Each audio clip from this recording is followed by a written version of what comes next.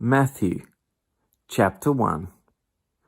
The family tree of Jesus Christ, David's son, Abraham's son. Abraham had Isaac. Isaac had Jacob.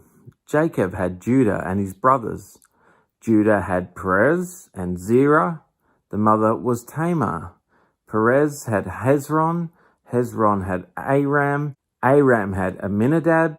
Amminadab had Nahshon. Nahshon had Salmon. Salmon had Boaz. His mother was Rahab. Boaz had Obed. Ruth was the mother. Obed had Jesse. Jesse had David. And David became king. David had Solomon. Uriah's wife was the mother. Solomon had Rehoboam. Rehoboam had Abijah. Abijah had Asa. Asa had Jehoshaphat. Jehoshaphat had Joram. Joram had Uzziah. Uzziah had Jotham. Jotham had Ahaz. Ahaz had Hezekiah. Hezekiah had Manasseh. Manasseh had Amon. Amon had Josiah. Josiah had Jehoiachin and his brothers. And then the people were taken into the Babylonian exile. When the Babylonian exile ended, Jehoiachin had Shealtiel. Shealtiel had Zerubbabel. Zerubbabel had Abiud. Abiud had Eliakim. Eliakim had Azor. Azor had Zadok. Zadok had Achim. Achim had Eliad. Eliad had Eleazar. Eleazar had Matthan. Matthan had Jacob. Jacob had Joseph, Mary's husband. The Mary who gave birth to Jesus. The Jesus who was called Christ. There were 14 generations from Abraham to David, another 14 from David to the Babylonian exile, and yet another 14 from the Babylonian exile to Christ. The birth of Jesus. The birth of Jesus took place like this. His mother, Mary, was engaged to be married to Joseph. Before they came to the marriage bed, Joseph discovered she was pregnant. It was by the Holy Spirit, but he didn't know that. Joseph, chagrined but noble, determined to take care of things quietly so Mary would not be disgraced. While he was trying to figure a way out, he had a dream. God's angel spoke in the dream. Joseph, son of David, don't hesitate to get married. Mary's pregnancy is spirit conceived. God's Holy Spirit has made her pregnant. She will bring a son to birth, and when she does, you, Joseph, will name him Jesus. God saves, because he will save his people from their sins. This would bring the prophet's embryonic sermon to full term. Watch for this. A virgin will get pregnant and bear a son. They will name him Emmanuel, Hebrew for God is with us. Then Joseph woke up. He did exactly what God's angel commanded in the dream. He married Mary, but he did not consummate the marriage until she had the baby. He named the baby Jesus. Chapter 2. Scholars from the East. After Jesus was born in Bethlehem village, Judah territory, this was during Herod's kingship, a band of scholars arrived in Jerusalem from the east. They asked around, "Where can we find and pay homage to the newborn King of the Jews? We observed a star in the eastern sky that signaled his birth. We're on pilgrimage to worship him." When word of their inquiry got to Herod, he was terrified. And not Herod alone, but most of Jerusalem as well. Herod lost no time. He gathered all the high priests and religion scholars in the city together and asked, "Where is the Messiah supposed to be born?" They told him, "Bethlehem, Judah territory." The prophet Micah wrote it plainly. "It's you, Bethlehem, in Judah's land, no longer bringing up the rear. From you will come the leader who will shepherd rule my people, my Israel." Herod then arranged a secret meeting with the scholars from the east. Pretending to be as devout as they were, he got them to tell him exactly when the birth announcement star appeared. Then he told them the prophecy about Bethlehem and said, Go find this child. Leave no stone unturned. As soon as you find him, send word, and I'll join you at once in your worship." Instructed by the king, they set off. Then the star appeared again, the same star they had seen in the eastern skies. It led them on until it hovered over the place of the child. They could hardly contain themselves. They were in the right place. They had arrived at the right time. They entered the house and saw the child in the arms of Mary, his mother. Overcome, they kneeled and worshipped him. Then they opened their luggage and presented gifts: gold, frankincense, myrrh. In a dream, they were warned not to report back to Herod, so they worked out another route, left the territory without being seen, and returned to their own territory. After the scholars were gone, God's angel showed up again in Joseph's dream and commanded, "Get up, take the child and his mother and flee to Egypt. Stay until further notice. Herod is on the hunt for this child and wants to kill him." Joseph obeyed. He got up, took the child and his mother under cover of darkness. They were out of town and well on their way by daylight. They lived in Egypt until Herod's death. This Egyptian exile fulfilled what Hosea had preached: "I called my son out of Egypt." Herod, when he realized that the scholars had tricked him, flew into a rage. He commanded the murder of every little boy 2 years old and under who lived in Bethlehem and its surrounding hills. He determined that age from information he'd gotten from the scholars. That's when Jeremiah's sermon was fulfilled. A sound was heard in Ramah, weeping and much lament. Rachel weeping for her children. Rachel refusing all solace, her children gone, dead and buried. Later, when Herod died, God's angel appeared in a dream to Joseph in Egypt. "Up, take the child and his mother and return to Israel. All those out to murder the child are dead." Joseph obeyed. He got up, took the child and his mother, and re-entered Israel. When he heard, though, that Archelaus had succeeded his father, Herod, as king in Judea, he was afraid to go there. But then Joseph was directed in a dream to go to the hills of Galilee. On arrival, he settled in the village of Nazareth. This move was a fulfillment of the prophetic words, "He shall be called a Nazarene." Chapter 3. Thunder in the Desert. While Jesus was living in the Galilean hills, John, called the Baptizer, was preaching in the desert country of Judea. His message was simple and austere, like his desert surroundings. Change your life. God's kingdom is here. John and his message were authorized by Isaiah's prophecy. Thunder in the desert. Prepare for God's arrival. Make the roads smooth and straight. John dressed in a camel hair habit tied at the waist by a leather strap. He lived on a diet of locusts and wild honey. People poured out of Jerusalem, Judea, and the Jordanian countryside to hear and see him in action.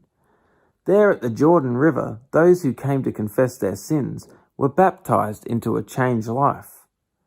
When John realized that a lot of Pharisees and Sadducees were showing up for a baptismal experience because it was becoming the popular thing to do, he exploded. "Brood of snakes, what do you think you're doing slithering down here to the river? Do you think a little water on your snake skins is going to make any difference? It's your life that must change, not your skin. And don't think you can pull rank by claiming Abraham as father. Being a descendant of Abraham is neither here nor there. Descendants of Abraham are a dime a dozen. What counts is your life. Is it green and blossoming? Because if it's dead wood, it goes on the fire. I'm baptizing you here in the river, turning your old life in for a kingdom life. The real action comes next. The main character in this drama, compared to him I'm a mere stagehand, will ignite the kingdom life within you, a fire within you, the Holy Spirit within you, changing you from the inside out. He's going to clean house, make a clean sweep of your lives. He'll place everything true in its proper place before God. Everything false he'll put out with the trash to be burned. Jesus then appeared, arriving at the Jordan River from Galilee. He wanted John to baptize him. John objected. I'm the one who needs to be baptized, not you. But Jesus insisted. Do it. God's work, putting things right all these centuries. It's coming together right now in his baptism. So John did it. The moment Jesus came up out of the baptismal waters, the skies opened up and he saw God's Spirit. It looked like a dove descending and landing on him. And along with the Spirit, a voice, "This is my Son, chosen and marked by my love, the light of my life." Chapter 4. The Test. Next, Jesus was taken into the wild by the Spirit for the test. The devil was ready to give it. Jesus prepared for the test by fasting 40 days and 40 nights. That left him, of course, in a state of extreme hunger, which the devil took advantage of in the first test. Since you are God's Son, speak the word that will turn these stones into loaves of bread. Jesus answered by quoting Deuteronomy. It takes more than bread to stay alive. It takes a steady stream of words from God's mouth. For the second test, the devil took him to the holy city. He sat him on top of the temple and said, "Since you are God's Son, jump." The devil goaded him by quoting Psalm 91. He has placed you in the care of angels. They will catch you so that you won't so much as stub your toe on a stone. Jesus countered with another citation from Deuteronomy. Don't you dare test the Lord your God. For the third test, the devil took him on the peak of a huge mountain. He gestured expansively, pointing out all the earth's kingdoms, how glorious they all were. Then he said, "They're yours, lock, stock and barrel. Just go down on your knees and worship me, and they're yours." Jesus' refusal was curt. "Beat it, Satan." He backed his rebuke with a third quotation from Deuteronomy. "Worship the Lord your God, and only him. Serve him with absolute single-heartedness." The test was over. The devil left, and in his place, angels. Angels came and took care of Jesus' needs. Teaching and healing. When Jesus got word that John had been arrested, he returned to Galilee. He moved from his hometown Nazareth to the lakeside village Capernaum, nestled at the base of the Zebulun and Naphtali hills. This move completed Isaiah's sermon. Land of Zebulun, land of Naphtali, road to the sea over Jordan. Galilee, crossroads for the nations. People sitting out their lives in the dark saw a huge light. Sitting in that dark country of death, they watched the sun come up. This Isaiah prophesied sermon came to life in Galilee the moment Jesus started preaching. He picked up where John left off. Change your life. God's kingdom is here. Walking along the beach of Lake Galilee, Jesus saw two brothers, Simon, later called Peter, and Andrew. They were fishing, throwing their nets into the lake. It was their regular work. Jesus said to them, "Come with me. I'll make a new kind of fisherman out of you. I'll show you how to catch men and women instead of perch and bass." They didn't ask questions, but simply dropped their nets and followed. A short distance down the beach, they came upon another pair of brothers, James and John, Zebedee's sons. These two were sitting in a boat with their father, Zebedee, mending their fish nets. Jesus made the same offer to them, and they were just as quick to follow, abandoning boat and father. From there he went all over Galilee. He used synagogues for meeting places and taught people the truth of God. God's kingdom was his theme. That beginning right now, they were under God's government, a good government. He also healed people of their diseases and of the bad effects of their bad lives. Word got around the entire Roman province of Syria. People brought anybody with an ailment, whether mental, emotional, or physical. Jesus healed them, one and all. More and more people came, the momentum gathering. Besides those from Galilee, crowds came from the 10 towns across the lake, others up from Jerusalem and Judea, still others from across the Jordan. Chapter 5. You're blessed. When Jesus saw his ministry drawing huge crowds, he climbed a hillside. Those who were apprenticed to him, the committed, climbed with him. Arriving at a quiet place, he sat down and taught his climbing companions. This is what he said. You're blessed when you feel you've lost what is most dear to you. Only then can you be embraced by the one most dear to you. You're blessed when you're content with just who you are, no more, no less. That's the moment you find yourselves proud owners of everything that can't be bought. You're blessed when you've worked up a good appetite for God. He's food and drink and the best meal you'll ever eat. You're blessed when you care. At the moment of being careful, you find yourselves cared for.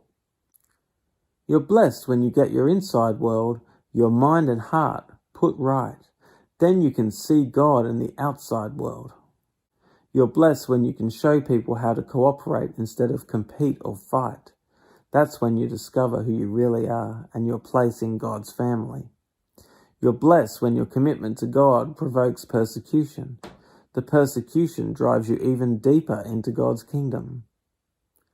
Not only that, count yourselves blessed every time people put you down or throw you out or speak lies about you to discredit me. What it means is that the truth is too close for comfort, and they are uncomfortable. You can be glad when that happens. Give a cheer even, for though they don't like it, I do. And all heaven applauds, and know that you are in good company. My prophets and witnesses have always gotten into this kind of trouble. Salt and light. Let me tell you why you are here. You're here to be salt seasoning that brings out the God flavors of this earth. If you lose your saltiness, how will people taste godliness? You've lost your usefulness and you will end up in the garbage. Here's another way to put it. You're here to be light, bringing out the God colors in the world. God is not a secret to be kept. We're going public with this, as public as a city on a hill. If I make you light bearers, you don't think I'm going to hide you under a bucket, do you? I'm putting you on a light stand. Now that I've put you here on a hilltop, on a light stand, shine. Keep open house. Be generous with your lives. By opening up to others, you'll prompt people to open up with God, this generous Father in heaven. Completing God's law. Don't suppose for a minute that I have come to demolish the scriptures, either God's law or the prophets. I'm not here to demolish, but to complete. I'm going to put it all together in a vast panorama. God's law is more real and lasting than the stars in the sky and the ground at your feet. Long after stars burn out and earth wears out, God's law will be alive and working. Trivialize even the smallest item in God's law, and you'll only have trivialized yourself. But take it seriously. Show the way for others, and you'll find honor in the kingdom. Unless you do far better than the Pharisees in the matters of right living, you won't know the first thing about entering the kingdom. Murder. You're familiar with the command to the ancients, do not murder. I'm telling you that anyone who is so much as angry with a brother or sister is guilty of murder. Carelessly call a brother idiot and you just might find yourself hauled into court. Thoughtlessly yell stupid at a sister and you're on the brink of hellfire. The simple moral fact is that words kill. This is how I want you to conduct yourselves in these matters. If you enter your place of worship and about to make an offering, you suddenly remember a grudge a friend has against you, abandon your offering. Leave immediately, go to this friend and make things right. Then, and only then, come back and work things out with God. Or say you're on the street and an old enemy accosts you. Don't lose a minute. Make the first move. Make things right with him. After all, if you leave the first move to him, knowing his track record, you're likely to end up in court, maybe even jail. If that happens, you won't get out without a stiff fine. Adultery and divorce. You know the next commandment pretty well too. Don't go to bed with another's spouse. But don't think you've preserved your virtue simply by staying out of bed. Your heart can be corrupted by lust even quicker than your body. Those leering books you think nobody notices, they also corrupt. Let's not pretend this is easier than it really is. If you want to live a morally pure life, here's what you have to do. You have to blind your right eye the moment you catch it in a lustful leer. You have to choose to live one-eyed or else be dumped on a moral trash pile. And you have to chop off your right hand the moment you notice it raised threateningly. Better a bloody stump than your entire being discarded for good in a dump. Remember the scripture that says, whoever divorces his wife, let him do it legally, giving her divorce papers and her legal rights. Too many of you are using that as a cover for selfishness and whim, pretending to be righteous just because you are legal. Please, no more pretending. If you divorce your wife, you're responsible for making her an adulteress, unless she has already made herself that by sexual promiscuity. And if you marry such a divorced adulteress, you're automatically an adulterer yourself. You can't use legal cover to mask a moral failure. Empty promises. And don't say anything you don't mean. This counsel is embedded deep in our traditions.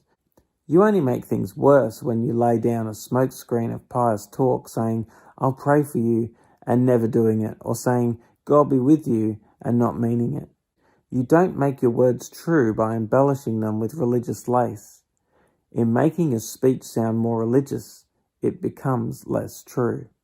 Just say yes and no. When you manipulate words to get your own way, you go wrong. Love your enemies. Here's another old saying that deserves a second look. Eye for an eye, tooth for tooth. Is that going to get us anywhere? Here's what I propose. Don't hit back at all. If someone strikes you, stand there and take it. If someone drags you into court and sues for the shirt off your back, gift wrap your best coat and make a present of it. And if someone takes unfair advantage of you, use the occasion to practice the servant life. No more tit-for-tat stuff. Live generously. You're familiar with the old written law, love your friend, and its unwritten companion, hate your enemy. I'm challenging that. I'm telling you to love your enemies. Let them bring out the best in you, not the worst. When someone gives you a hard time, respond with the energies of prayer, for then you are working out of your true selves, your God-created selves. This is what God does. He gives his best, the sun to warm and the rain to nourish, to everyone regardless, the good and bad, the nice and nasty. If all you do is love the lovable, do you expect a bonus? Anybody can do that. If you simply say hello to those who greet you, do you expect a medal? Any run-of-the-mill sinner does that. In a word, what I'm saying is, grow up. You're kingdom subjects. Now live like it. Live out your God-created identity. Live generously and graciously toward others, the way God lives towards you. Chapter 6. The world is not a stage. Be especially careful when you're trying to be good, so that you don't make a performance out of it. It might be good theatre, but the God who made you won't be applauding. When you do something for someone else, don't call attention to yourself. You've seen them in action.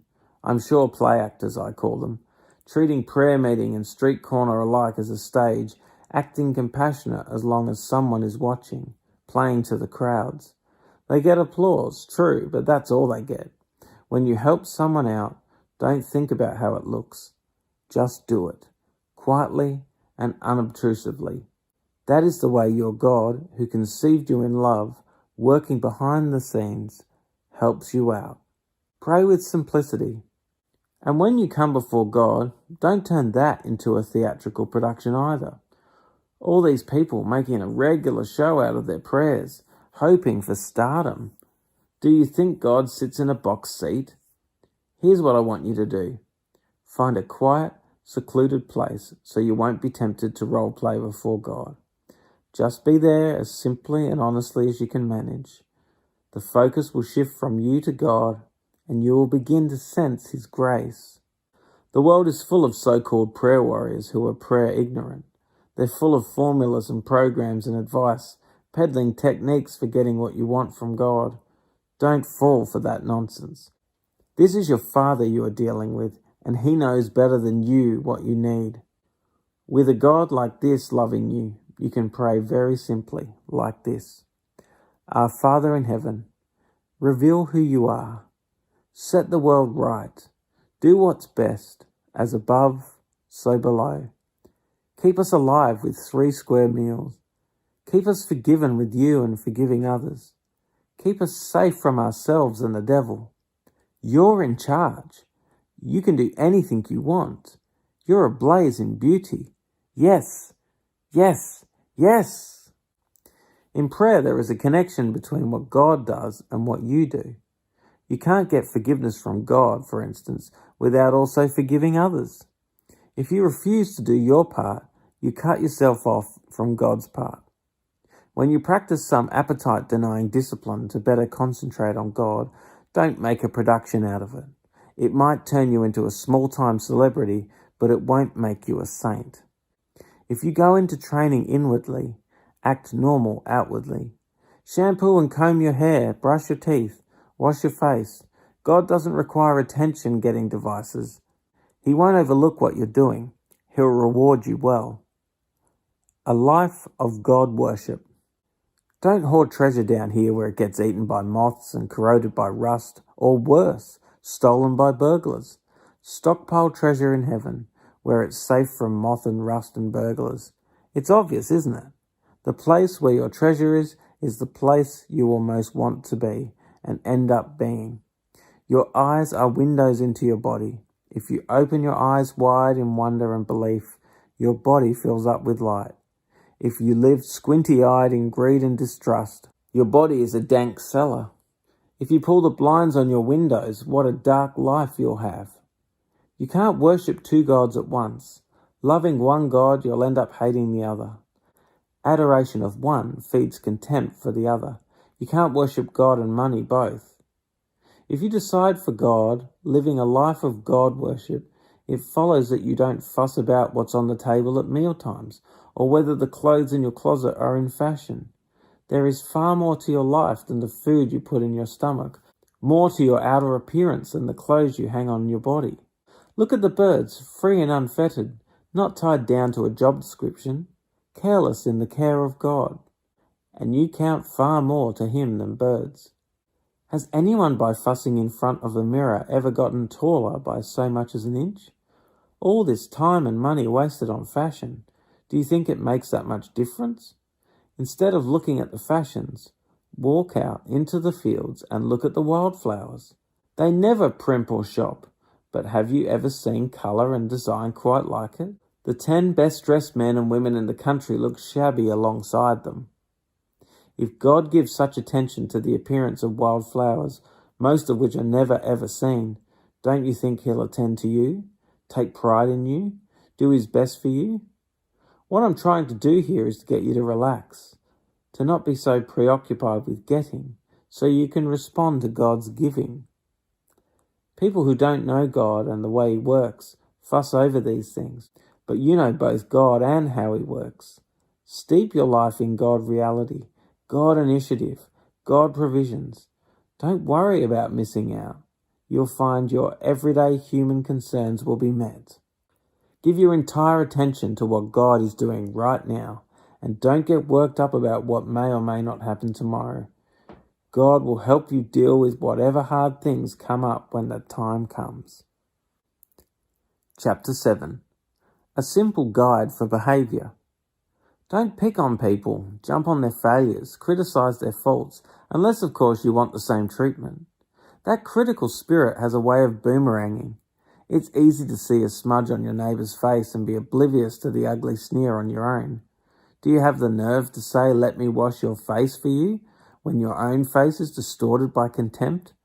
It's this whole travelling roadshow mentality all over again, playing a holier-than-thou part instead of just living your part.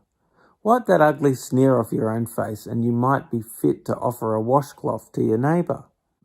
Don't be flip with the sacred. Banter and silliness give no honour to God. Don't reduce holy mysteries to slogans. In trying to be relevant, you're only being cute and inviting sacrilege. Don't bargain with God. Be direct. Ask for what you need.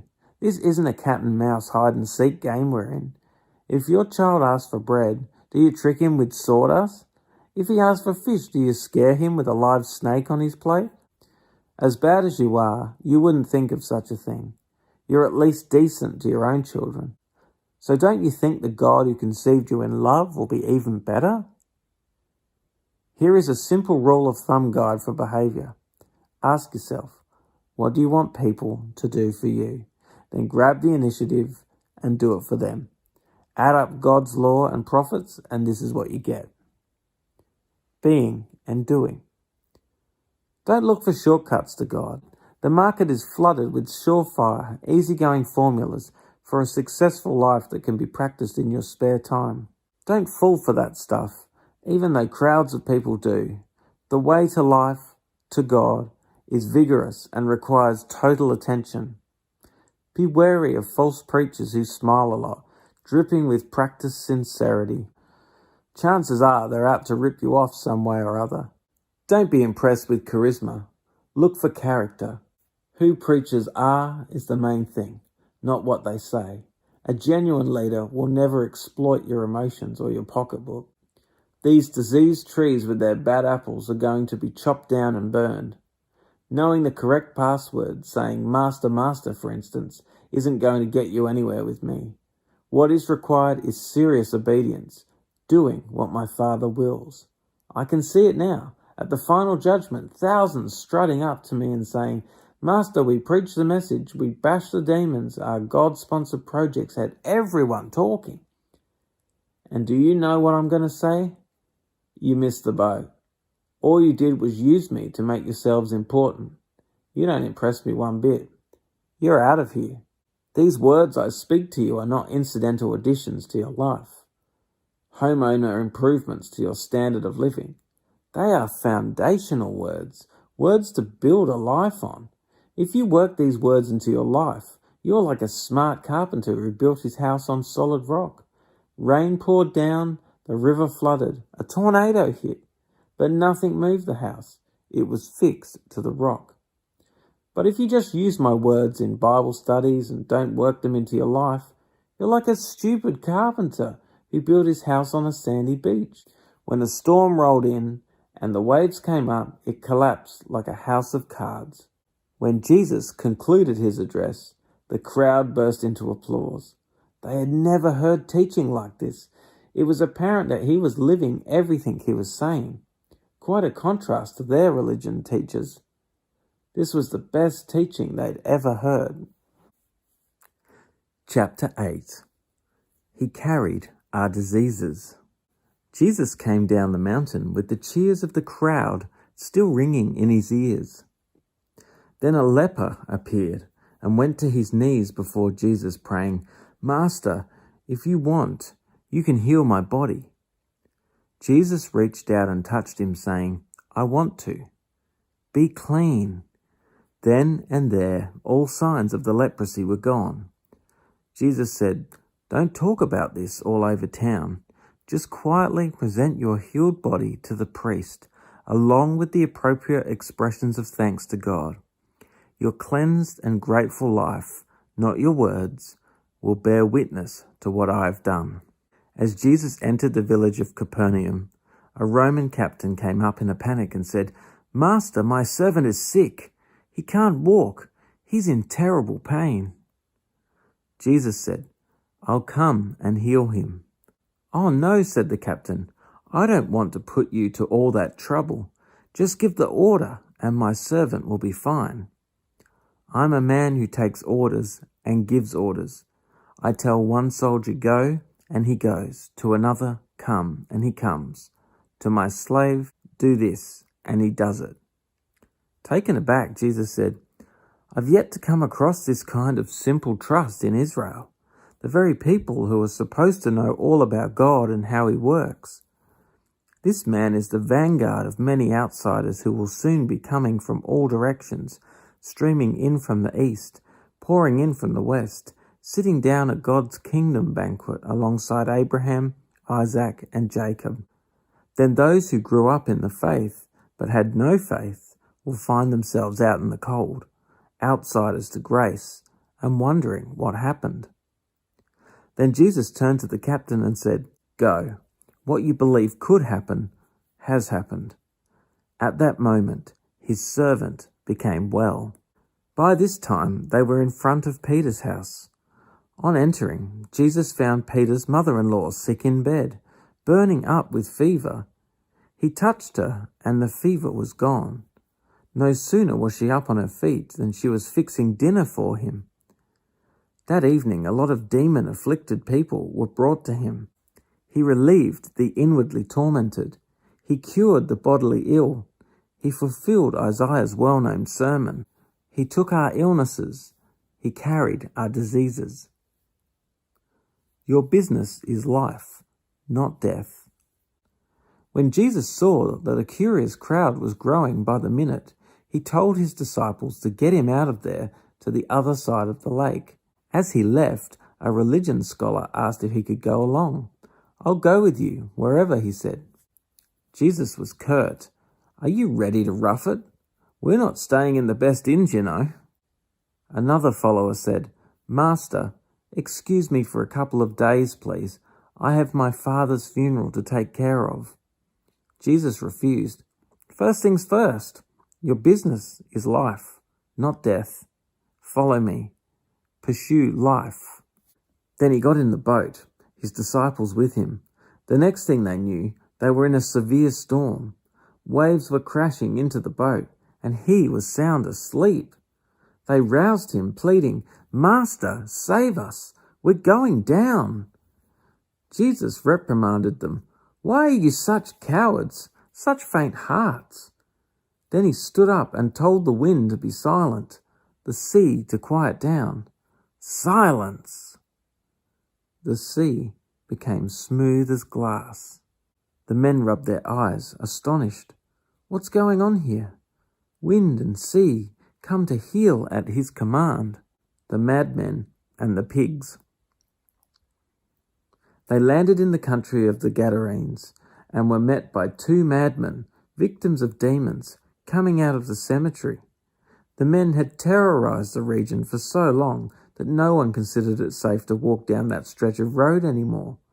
Seeing Jesus, the madmen screamed out, "What business do you have giving us a hard time? You're the Son of God. You weren't supposed to show up yet." Off in the distance, a herd of pigs was browsing and rooting. The evil spirits begged Jesus, "If you kick us out of these men, let us live in the pigs." Jesus said, "Go ahead, but get out of here." Crazed, the pigs stampeded over a cliff into the sea and drowned.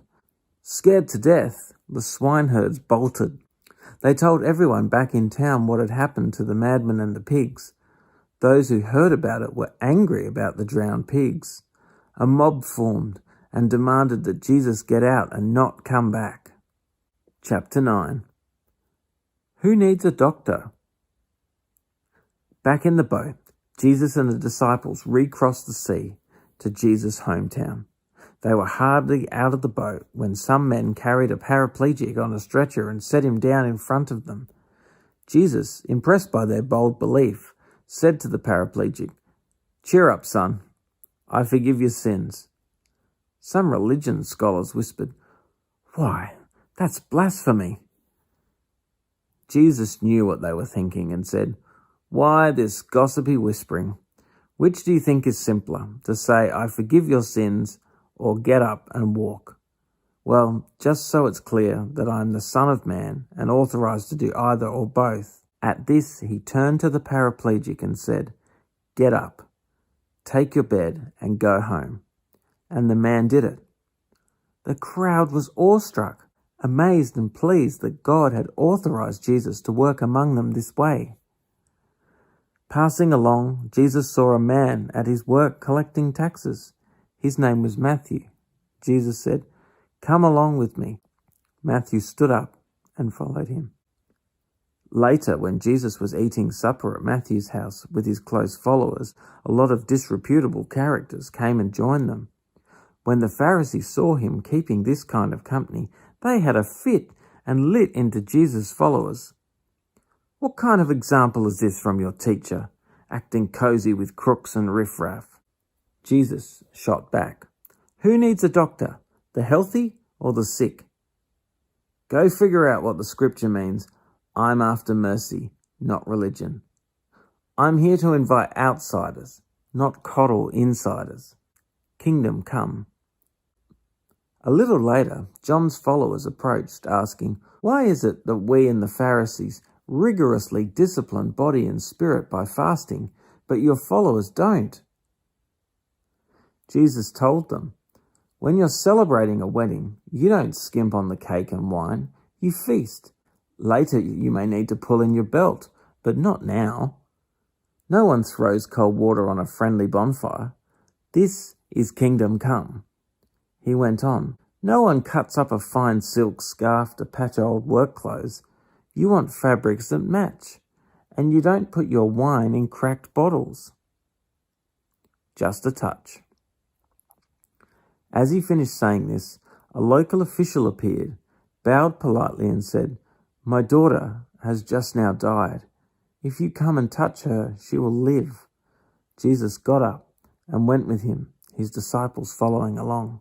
Just then, a woman who had hemorrhaged for 12 years slipped in from behind and lightly touched his robe.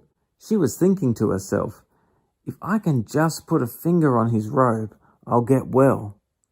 Jesus turned, caught her at it. Then he reassured her, "Courage, daughter. You took a risk of faith, and now you're well." The woman was well from then on. By now, they had arrived at the house of the town official and pushed their way through the gossips, looking for a story and their neighbours bringing in casseroles. Jesus was abrupt. "Clear out. This girl isn't dead. She's sleeping." They told him he didn't know what he was talking about. But when Jesus had gotten rid of the crowd, he went in, took the girl's hand, and pulled her to her feet, alive. The news was soon out and travelled throughout the region. Become what you believe. As Jesus left the house, he was followed by 2 blind men crying out, "Mercy, Son of David, mercy on us." When Jesus got home, the blind men went in with him. Jesus said to them, "Do you really believe I can do this?" They said, "Why, yes, Master." He touched their eyes and said, "Become what you believe." It happened. They saw. Then Jesus became very stern. "Don't let a soul know what has happened." But they were hardly out the door before they started babbling it to everyone they met. Right after that, as the blind men were leaving, a man who had been struck speechless by an evil spirit was brought to Jesus. As soon as Jesus threw the evil tormenting spirit out, the man talked away just as if he'd been talking all his life. The people were up on their feet applauding. There's never been anything like this in Israel. The Pharisees were left sputtering. "Hocus pocus. Isn't nothing but hocus pocus. He's probably made a pact with the devil." Then Jesus made a circuit of all the towns and villages. He taught in their meeting places, reported kingdom news, and healed their diseased bodies, healed their bruised and hurt lives. When he looked over the crowds, his heart broke. So confused and aimless they were, like sheep with no shepherd. "What a huge harvest," he said to his disciples.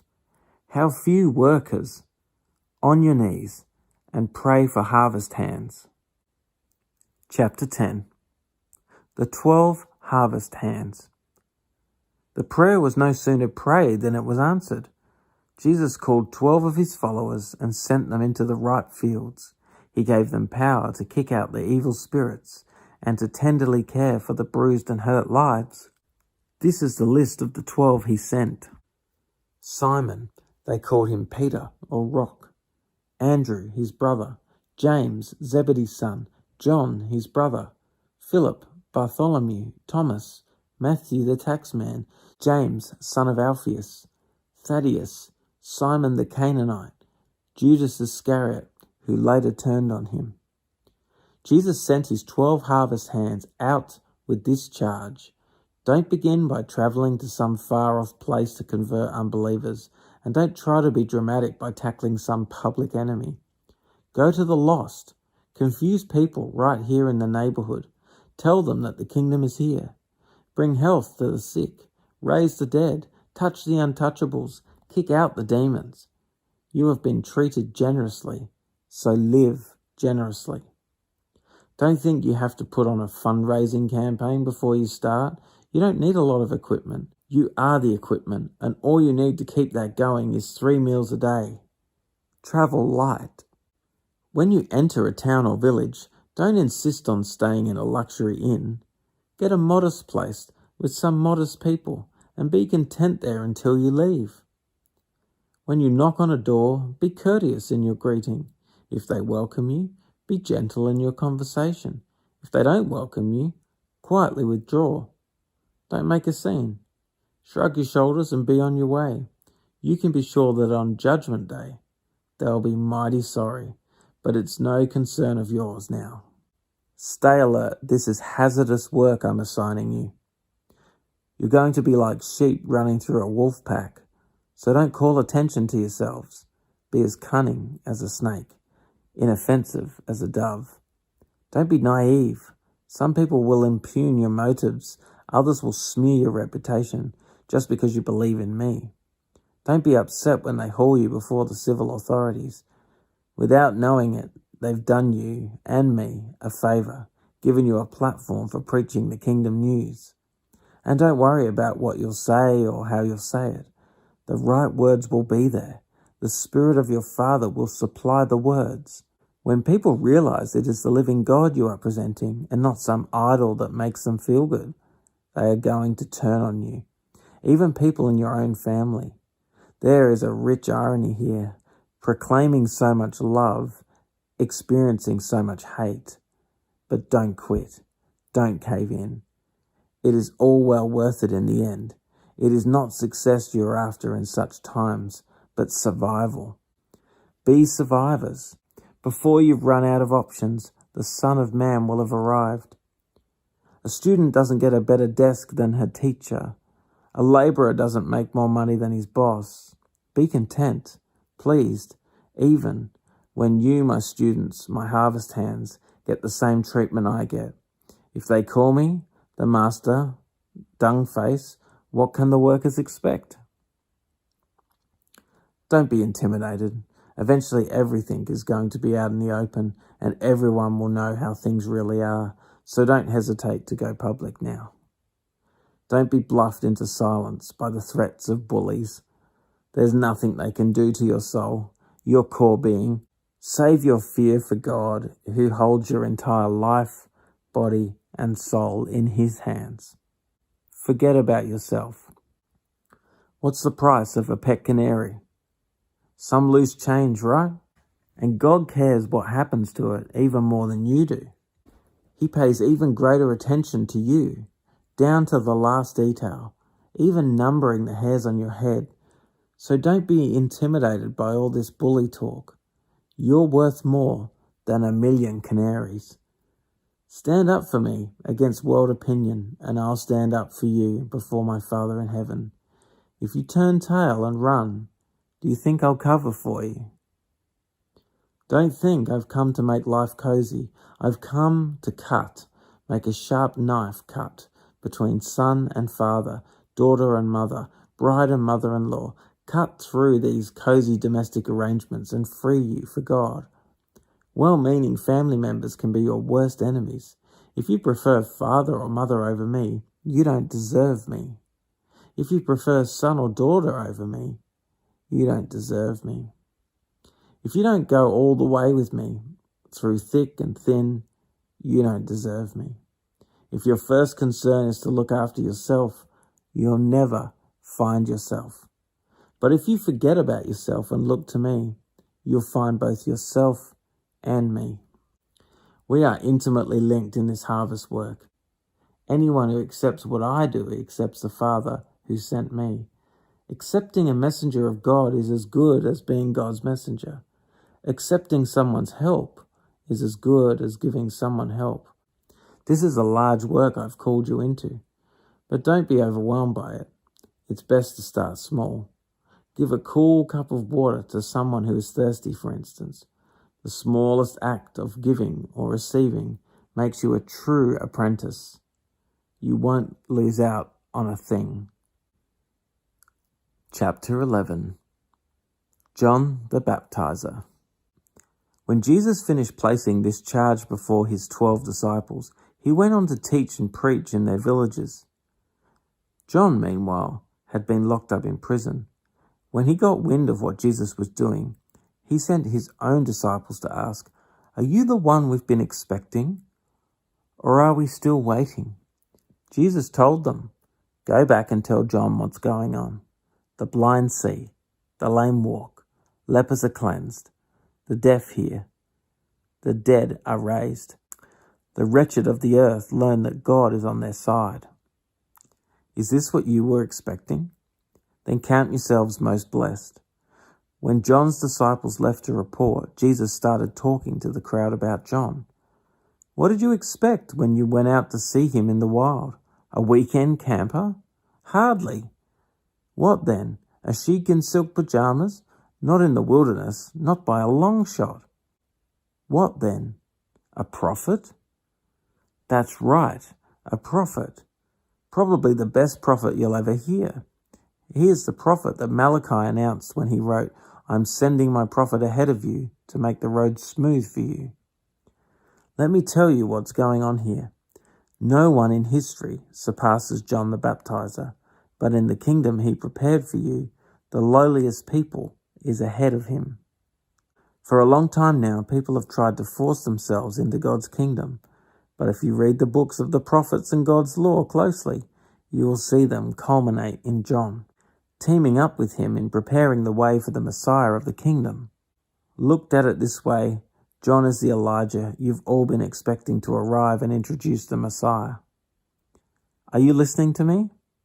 Really listening? How can I account for this generation? The people have been like spoiled children whining to their parents. We wanted to skip rope and you were always too tired. We wanted to talk but you were always too busy. John came fasting and they called him crazy.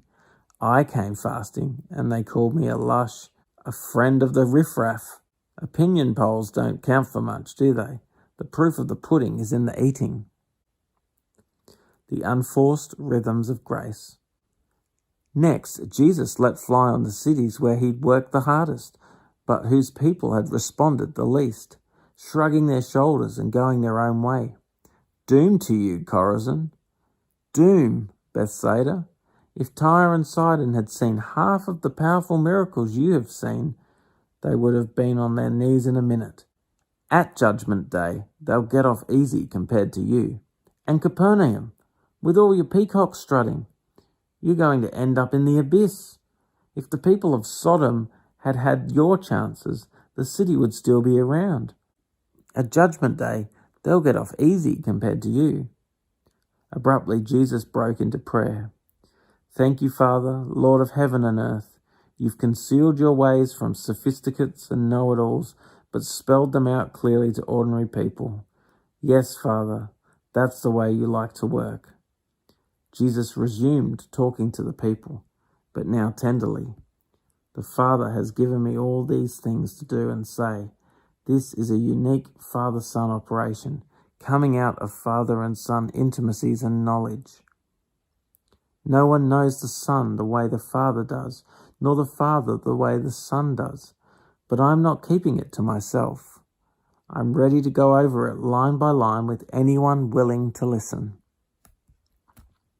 Are you tired, worn out, burned out on religion?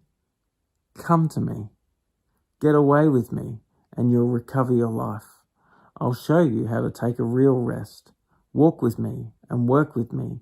Watch how I do it. Learn the unforced rhythms of grace. I won't lay anything heavy or ill-fitting on you. Keep company with me, and you'll learn to live freely and lightly. Chapter 12. In charge of the Sabbath. One Sabbath, Jesus was strolling with his disciples through a field of ripe grain. Hungry, the disciples were pulling off the heads of grain and munching on them. Some Pharisees reported them to Jesus. "Your disciples are breaking the Sabbath rules." Jesus said, "Really? Didn't you ever read what David and his companions did when they were hungry? How they entered the sanctuary and ate fresh bread off the altar, bread that no one but priests were allowed to eat? And didn't you ever read in God's law that priests carrying out their temple duties break Sabbath rules all the time and it's not held against them?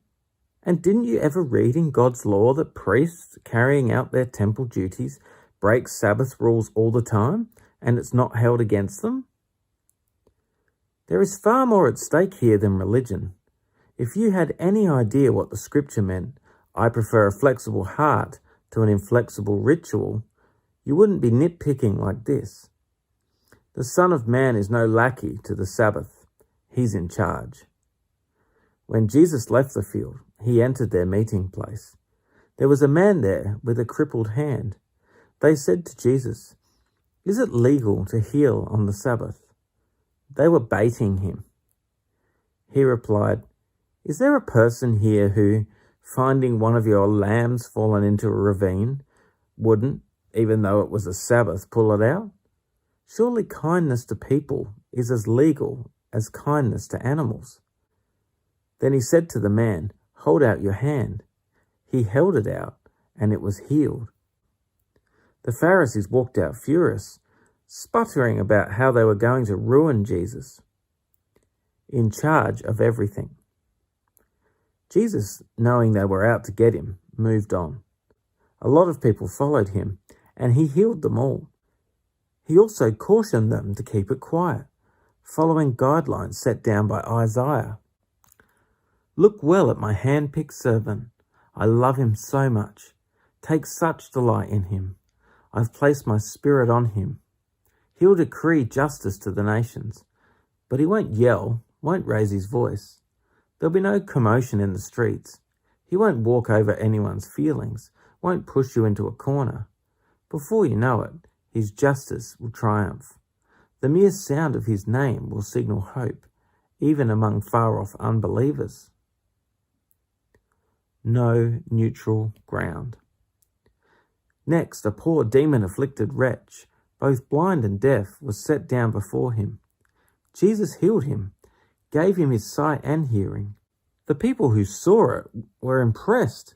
"This has to be the Son of David." But the Pharisees, when they heard the report, were cynical. "Black magic," they said. "Some devil trick he's pulled from his sleeve." Jesus confronted their slander. A judge who gives opposite verdicts on the same person cancels himself out. A family that's in a constant squabble disintegrates. If Satan banishes Satan, is there any Satan left?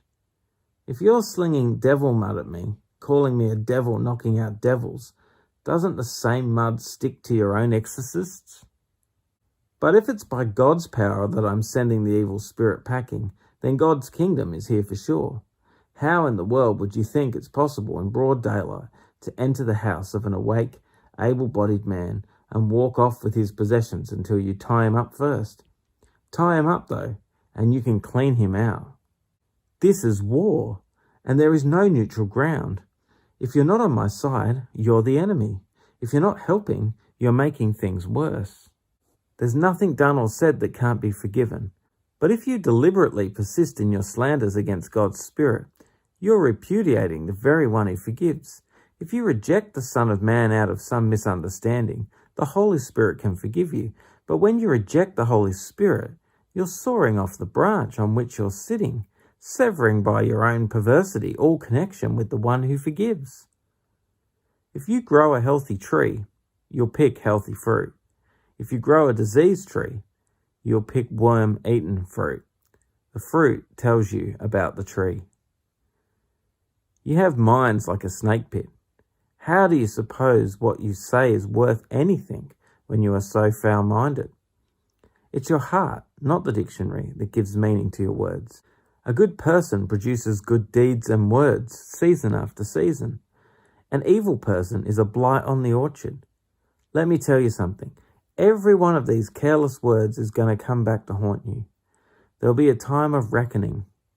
Words are powerful. Take them seriously. Words can be your salvation. Words can also be your damnation. Jonah evidence. Later, a few religion scholars and Pharisees got on him. "Teacher, we want to see your credentials. Give us some hard evidence that God is in this. How about a miracle?" Jesus said, "You're looking for proof, but you're looking for the wrong kind. All you want is something to titillate your curiosity, satisfy your lust for miracles. The only proof you're going to get is what looks like the absence of proof. Jonah evidence. Like Jonah, 3 days and nights in the fish's belly. The Son of Man will be gone 3 days and nights in a deep grave." On Judgment Day, the Ninevites will stand up and give evidence that will condemn this generation, because when Jonah preached to them, they changed their lives. A far greater preacher than Jonah is here, and you squabble about proofs.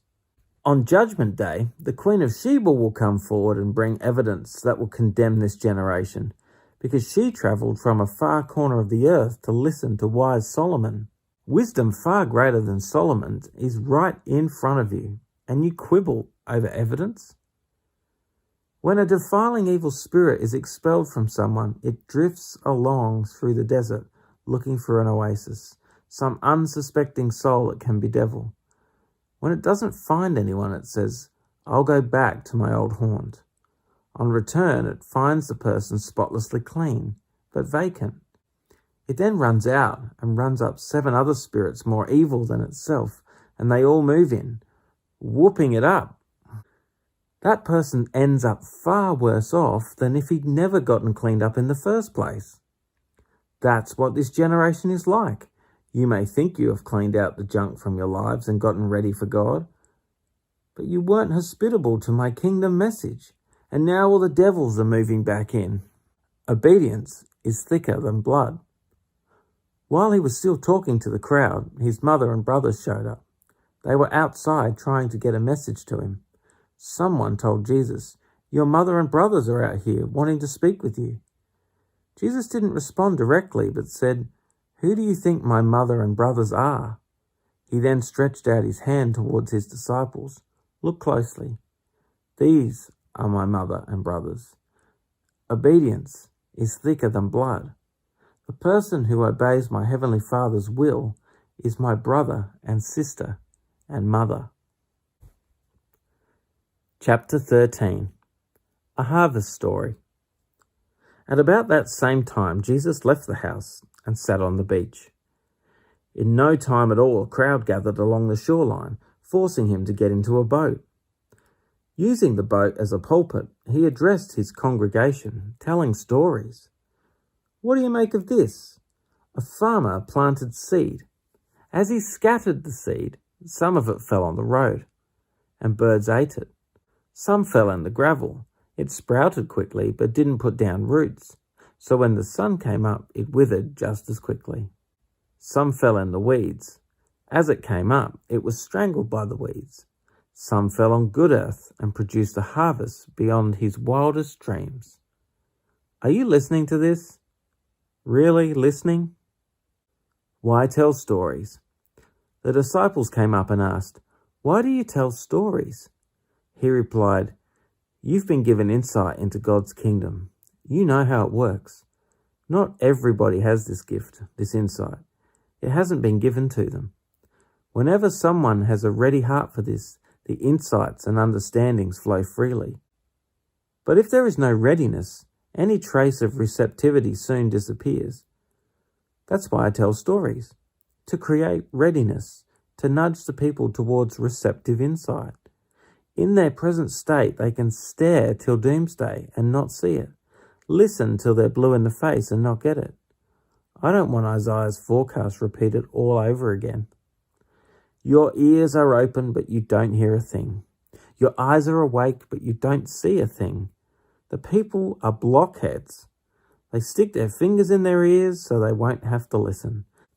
They screw their eyes shut so they won't have to look, so they won't have to deal with me face to face, and let me heal them.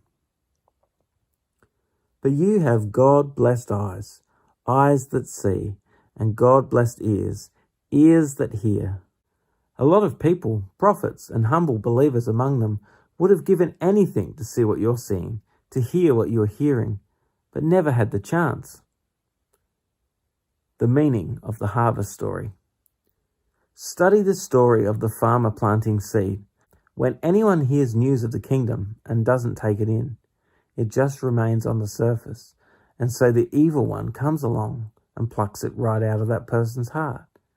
This is the seed the farmer scattered on the road. The seed cast in the gravel. This is the person who hears and instantly responds with enthusiasm, but there is no soil of character.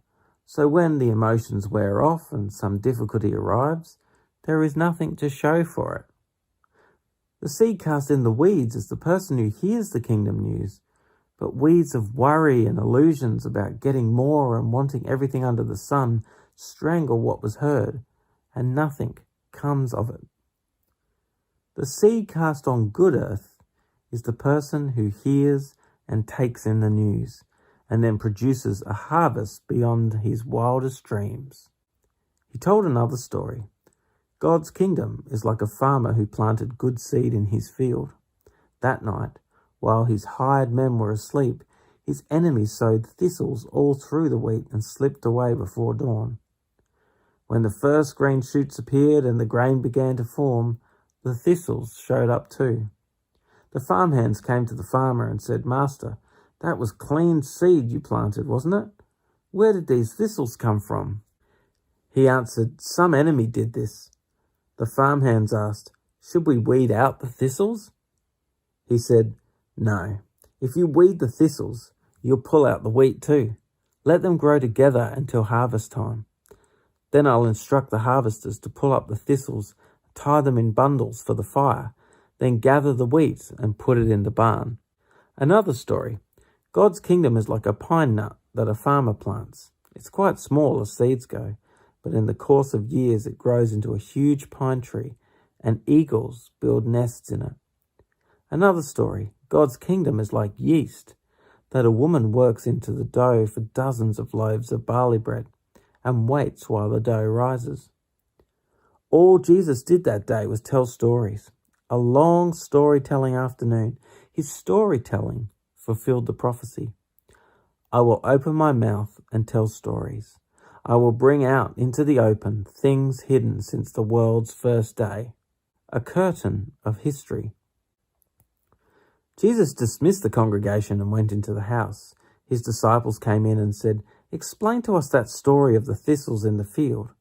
So he explained. The farmer who sows the pure seed is the Son of Man. The field is the world. The pure seeds are subjects of the kingdom.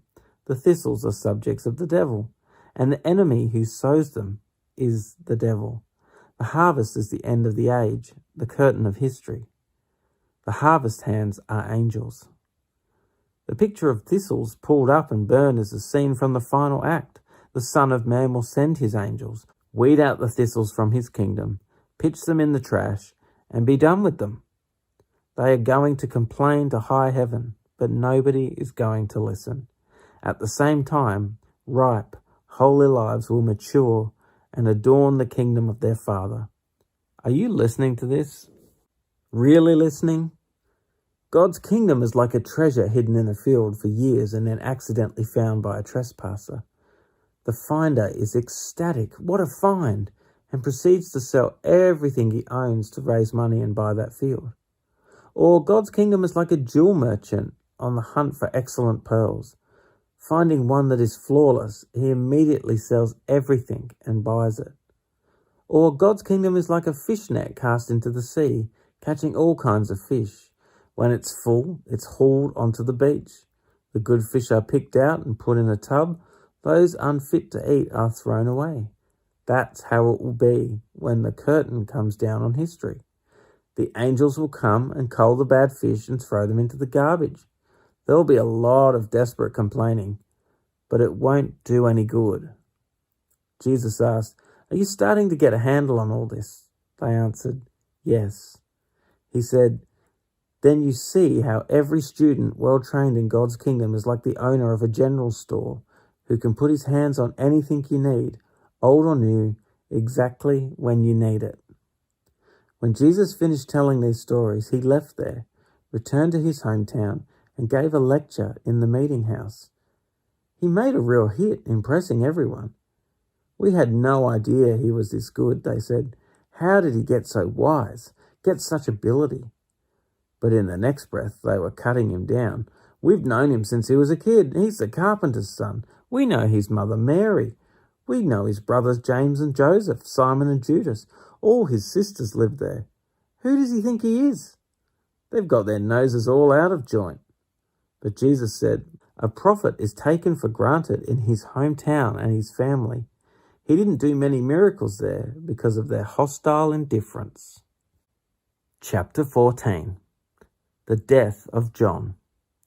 At about this time, Herod, the regional ruler, heard what was being said about Jesus. He said to his servants, "This has to be John the Baptizer come back from the dead.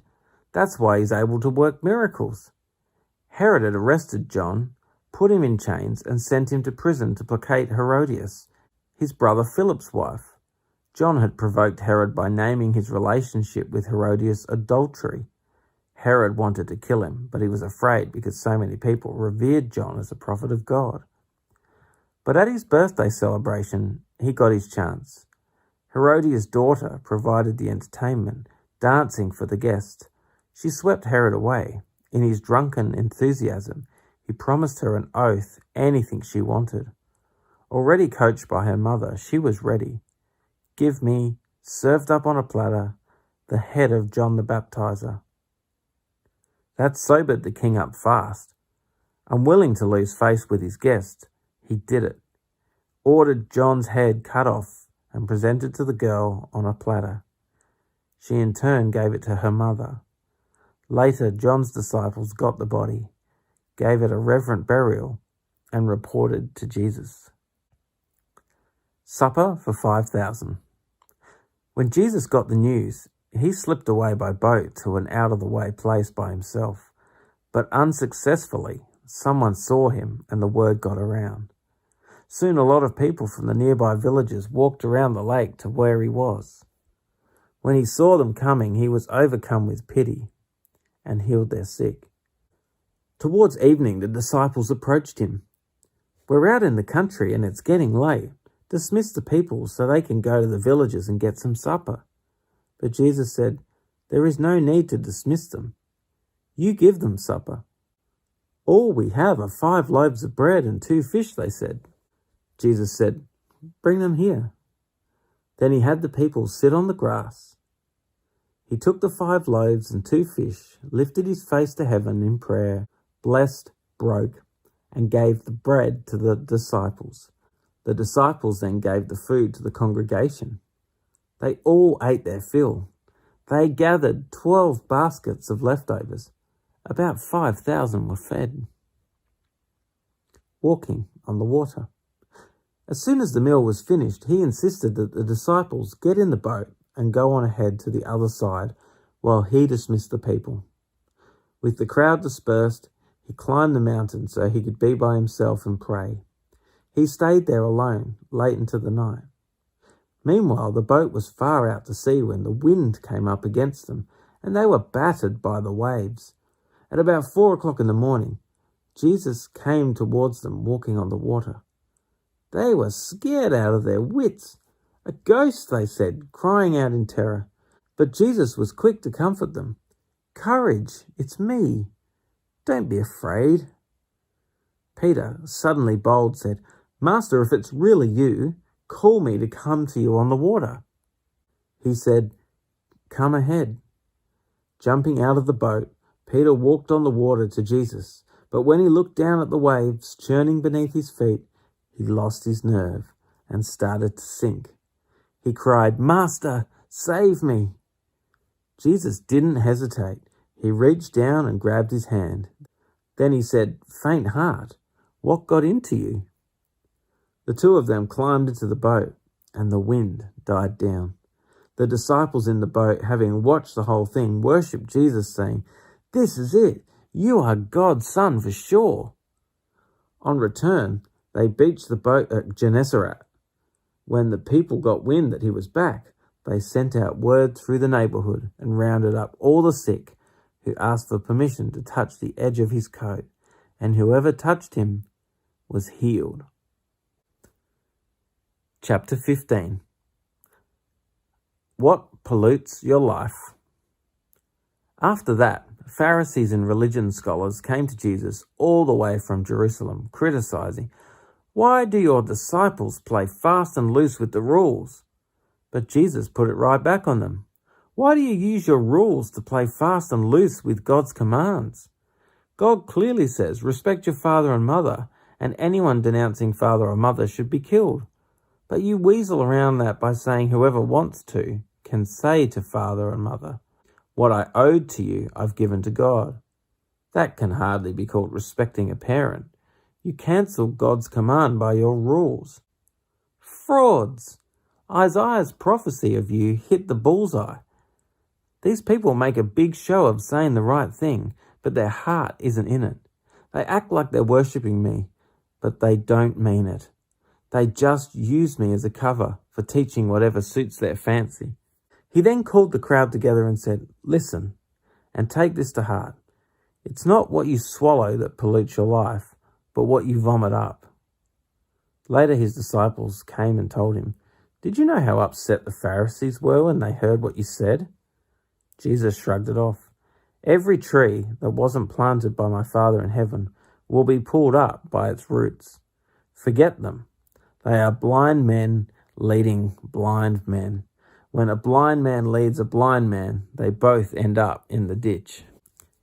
Peter said, "I don't get it. Put it in plain language." Jesus replied, "You too? Are you being willfully stupid? Don't you know that anything that is swallowed works its way through the intestines and is finally defecated? But what comes out of the mouth gets its start in the heart. It's from the heart that we vomit up evil arguments, murders, adulteries, fornications, thefts, lies, and cussing. That's what pollutes. Eating or not eating certain foods, washing or not washing your hands, that's neither here nor there." Healing the people. From there, Jesus took a trip to Tyre and Sidon. They had hardly arrived when a Canaanite woman came down from the hills and pleaded, "Mercy, Master, Son of David, my daughter is cruelly afflicted by an evil spirit." Jesus ignored her. The disciples came and complained, "Now she's bothering us. Would you please take care of her? She's driving us crazy."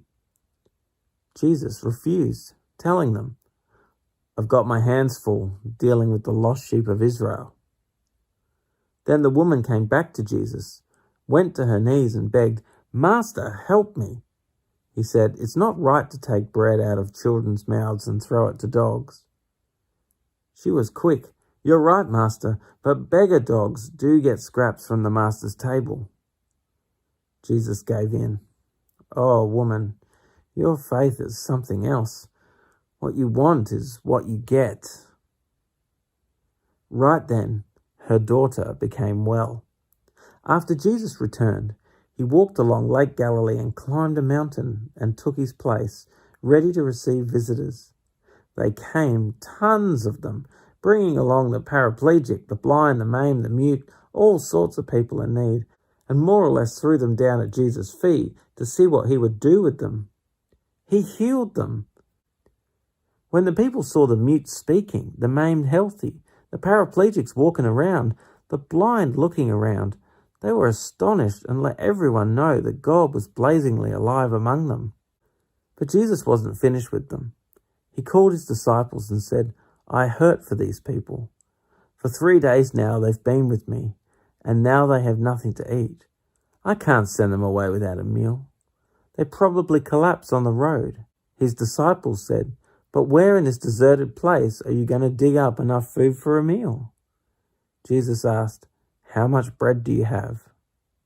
7 loaves, they said, plus a few fish. At that, Jesus directed the people to sit down. He took the 7 loaves and the fish. After giving thanks, he divided it up and gave it to the people. Everyone ate. They had all they wanted. It took 7 large baskets to collect the leftovers. Over 4,000 people ate their fill at that meal.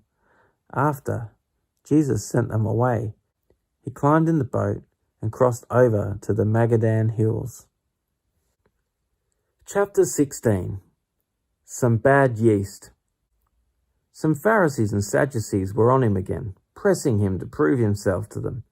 He told them, "You have a saying that goes, red sky at night, sailor's delight. Red sky at the morning, sailor's warning. You find it easy enough to forecast the weather. Why can't you read the signs of the times? An evil and wanton generation is always wanting signs and wonders. The only sign you'll get is the Jonah sign." Then he turned on his heel and walked away. On their way to the other side of the lake, the disciples discovered they had forgotten to bring along bread.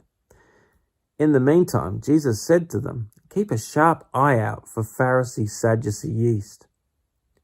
Thinking he was scolding them for forgetting bread, they discussed in whispers what to do. Jesus knew what they were doing and said, "Why all these worried whispers about forgetting the bread? Runt, believers, haven't you caught on yet? Don't you remember the 5 loaves of bread and the 5,000 people and how many baskets of fragments you picked up? Or the 7 loaves that fed 4,000 and how many baskets of leftovers you collected? Haven't you realized yet that bread isn't the problem? The problem is yeast. Pharisee, Sadducee yeast." Then they got it. That he wasn't concerned about eating, but teaching, the Pharisee, Sadducee kind of teaching. Son of Man, Son of God. When Jesus arrived in the villages of Caesarea Philippi, he asked his disciples, "What are people saying about who the Son of Man is?" They replied, "Some think he is John the Baptizer, some say Elijah, some Jeremiah, or one of the other prophets." He pressed them, "And how about you? Who do you say I am?" Simon Peter said, "You're the Christ, the Messiah, the Son of the living God." Jesus came back, "God bless you, Simon, son of Jonah.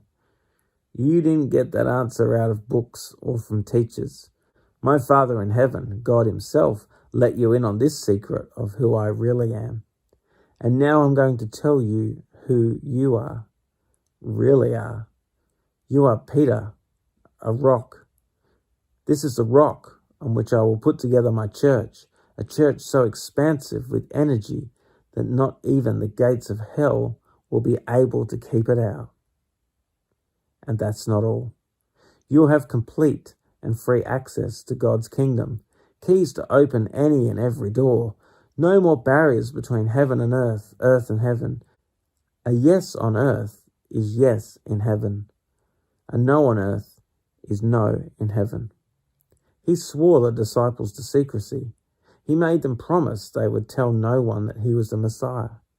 You're not in the driver's seat.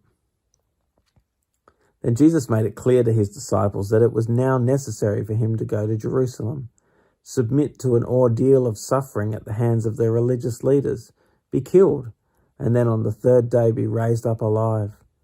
Peter took him in hand, protesting, "Impossible, Master, that can never be." But Jesus didn't swerve. "Peter, get out of my way, Satan. Get lost. You have no idea how God works." Then Jesus went to work on his disciples. "Anyone who intends to come with me has to let me lead. You're not in the driver's seat. I am. Don't run from suffering. Embrace it. Follow me and I'll show you how. Self-help is no help at all. Self-sacrifice is the way, my way, to finding yourself, your true self. What kind of deal is it to get everything you want but lose yourself? What could you ever trade your soul for? Don't be in such a hurry to go into business for yourself. Before you know it, the Son of Man will arrive with all the splendor of his Father, accompanied by an army of angels. You'll get everything you have coming to you, a personal gift. This isn't pie in the sky by and by. Some of you standing here are going to see it take place, see the Son of Man in kingdom glory. Chapter 17. Sunlight poured from his face. 6 days later, 3 of them saw that glory. Jesus took Peter and the brothers, James and John, and led them up a high mountain. His appearance changed from the inside out, right before their eyes. Sunlight poured from his face. His clothes were filled with light. Then they realized that Moses and Elijah were also there in deep conversation with him. Peter broke in. "Master, this is a great moment. What would you think if I built 3 memorials here on the mountain? One for you, one for Moses, one for Elijah." While he was going on like this, babbling, a light, radiant cloud enveloped them, and sounding from deep in the cloud, a voice, "This is my Son, marked by my love, focus of my delight. Listen to him." When the disciples heard it, they fell flat on their faces, scared to death. But Jesus came over and touched them. "Don't be afraid." When they opened their eyes and looked around, all they saw was Jesus. Only Jesus. Coming down the mountain, Jesus swore them to secrecy. "Don't breathe a word of what you've seen. After the Son of Man is raised from the dead, you are free to talk." The disciples, meanwhile, were asking questions. "Why do the religion scholars say that Elijah has to come first?" Jesus answered, "Elijah does come and get everything ready. Elijah has already come, but they didn't know him when they saw him. They treated him like dirt, the same way they're about to treat the Son of Man." That's when the disciples realized that all along he had been talking about John the Baptizer. With a mere kernel of faith. At the bottom of the mountain, they were met by a crowd of waiting people. As they approached, a man came out of the crowd and fell to his knees, begging, "Master, have mercy on my son. He goes out of his mind and suffers terribly, falling into seizures. Frequently he is pitched into the fire, other times into the river. I brought him to your disciples, but they could do nothing for him." Jesus said, "What a generation! No sense of God, no focus of your lives. Many times do I have to go over these things. How much longer do I have to put up with this? Bring the boy here." He ordered the afflicting demon out, and it was out, gone. From that moment on, the boy was well. When the disciples had Jesus off to themselves, they asked, "Why couldn't we throw it out?" "Because you're not yet taking God seriously," said Jesus. "The simple truth is that if you had a mere kernel of faith, a poppy seed, say, you would tell this mountain, 'Move,' and it would move. There is nothing you wouldn't be able to tackle." As they were regrouping in Galilee, Jesus told them, "The Son of Man is about to be betrayed to some people who want nothing to do with God.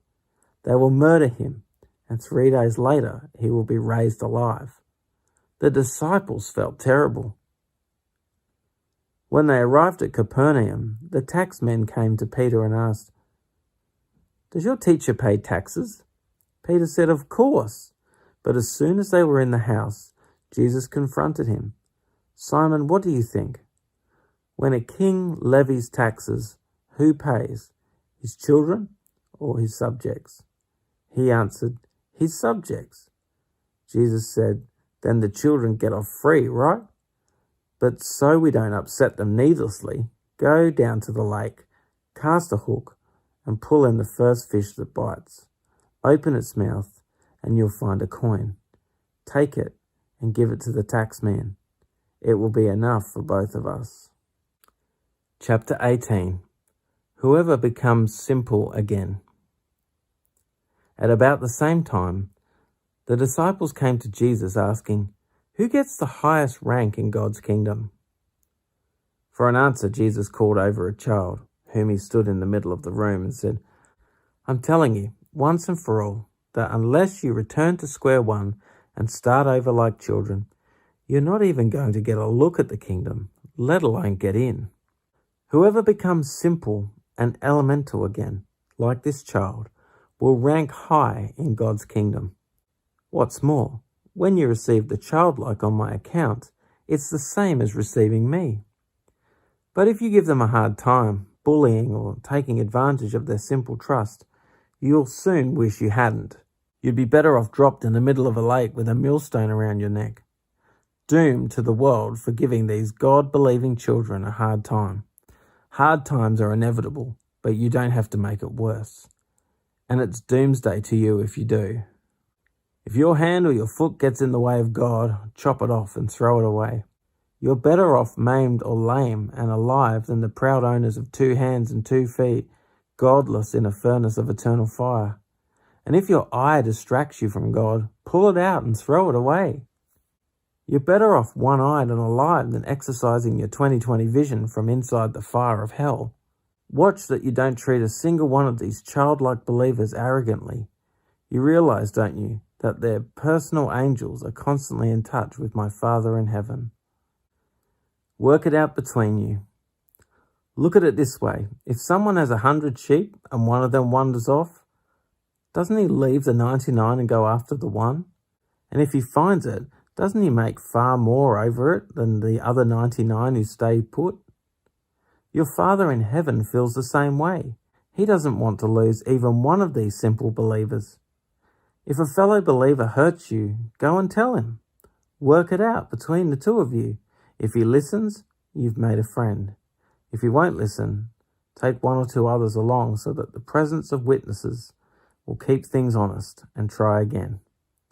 If he still won't listen, tell the church. If he won't listen to the church, you'll have to start over from scratch. Confront him with the need for repentance and offer again God's forgiving love. Take this most seriously. A yes on earth is yes in heaven. A no on earth is no in heaven. What you say to one another is eternal. I mean this. When 2 of you get together on anything at all on earth and make a prayer of it, my Father in heaven goes into action. And when 2 or 3 of you are together because of me, you can be sure that I'll be there. A story about forgiveness. At that point, Peter got up the nerve to ask, "Master, how many times do I forgive a brother or sister who hurts me?" 7? Jesus replied, 7? Hardly. Try 70 times 7. The kingdom of God is like a king who decided to square accounts with his servants. As he got underway, one servant was brought before him who had run up a debt of $100,000. He couldn't pay up, so the king ordered the man, along with his wife, children and goods, to be auctioned off at a slave market. The poor wretch threw himself at the king's feet and begged, "Give me a chance and I'll pay it all back." Touched by his plea, the king let him off, erasing the debt. The servant was no sooner out of the room when he came upon one of his fellow servants who owed him $10. He seized him by the throat and demanded, "Pay up, now." The poor wretch threw himself down and begged, "Give me a chance and I'll pay it all back." But he wouldn't do it. He had him arrested and put in jail until the debt was paid. When the other servants saw this going on, they were outraged and brought a detailed report to the king. The king summoned the man and said, "You evil servant, I forgave your entire debt when you begged me for mercy. Shouldn't you be compelled to be merciful to your fellow servant who asked for mercy?" The king was furious and put the screws to the man until he paid back his entire debt. And that's exactly what my Father in heaven is going to do to each one of you who doesn't forgive unconditionally anyone who asks for mercy. Chapter 19.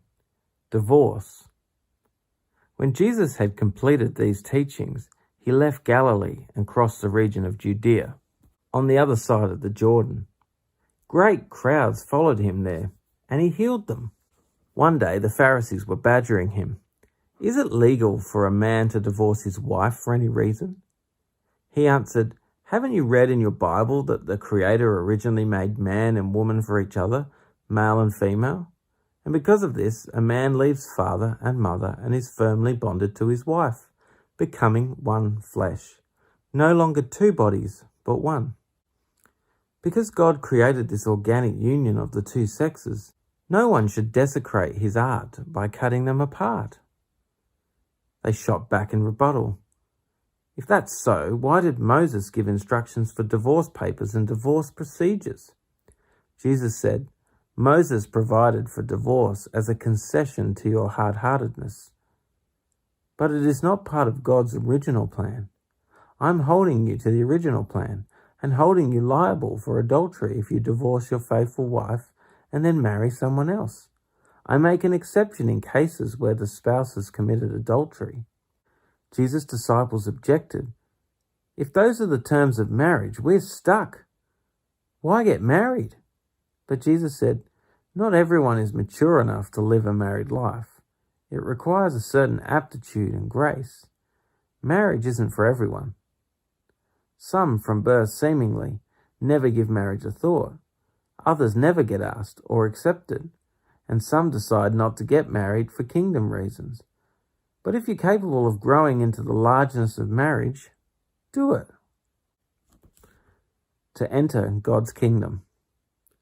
One day, children were brought to Jesus in the hope that he would lay hands on them and pray over them. The disciples shooed them off, but Jesus intervened.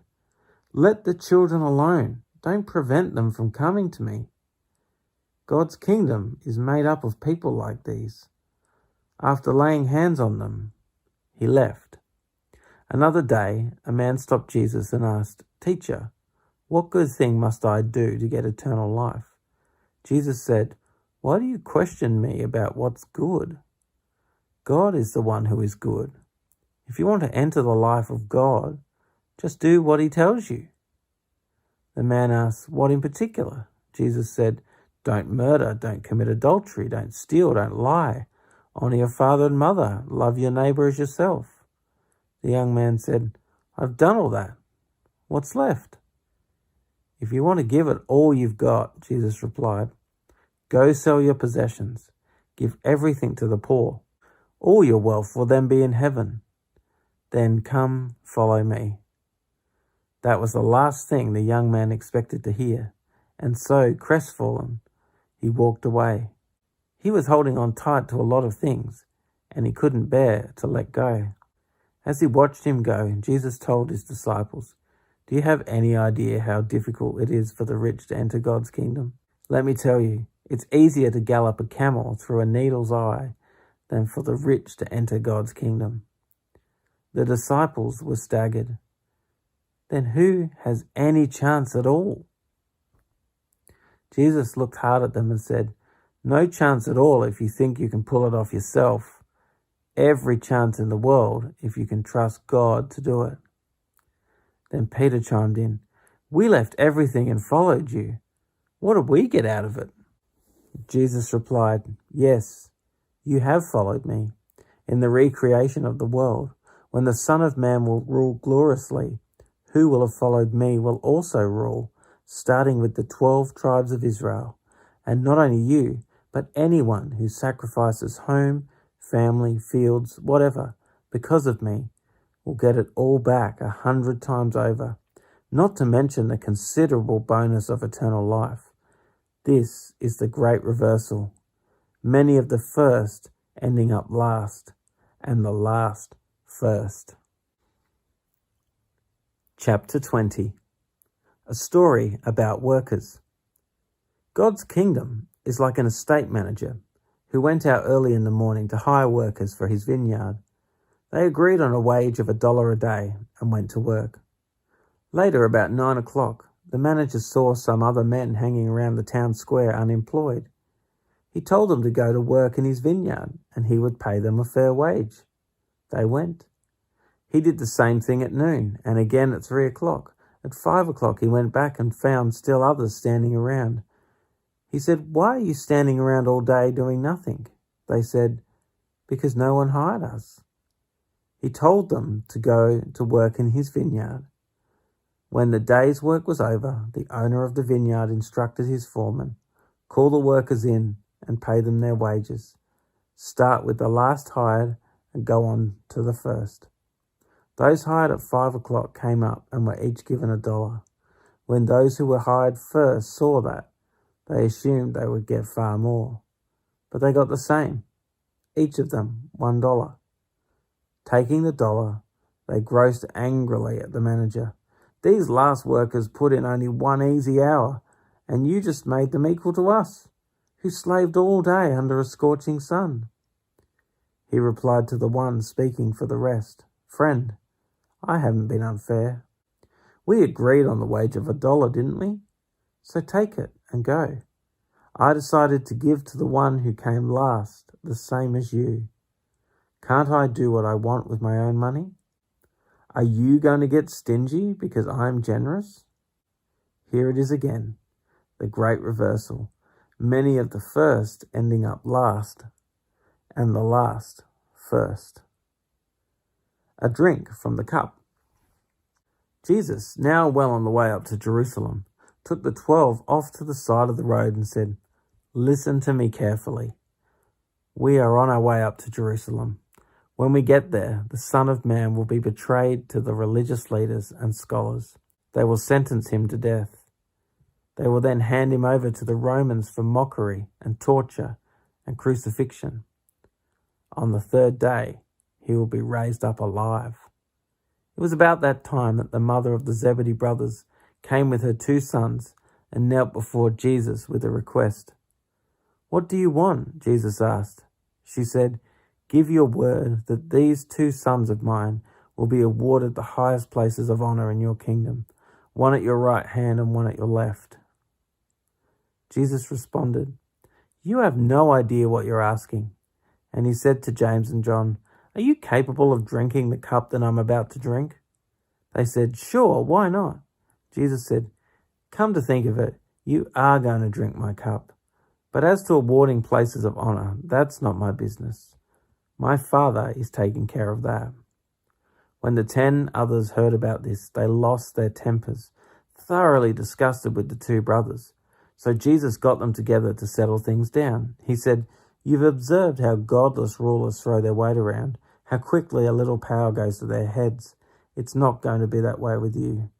Whoever wants to be great must become a servant.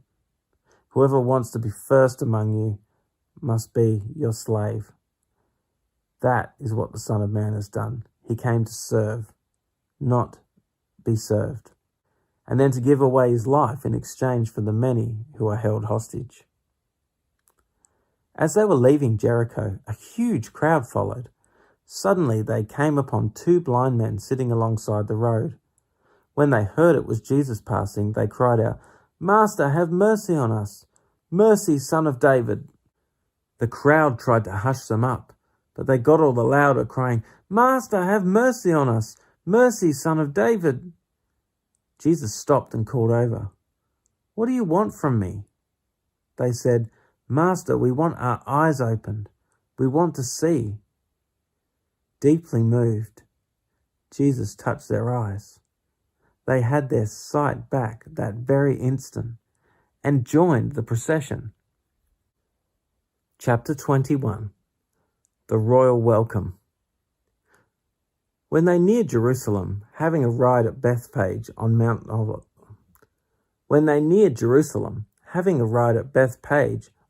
Olives, Jesus sent 2 disciples with these instructions. "Go over to the village across from you. You'll find a donkey tethered there, her colt with her.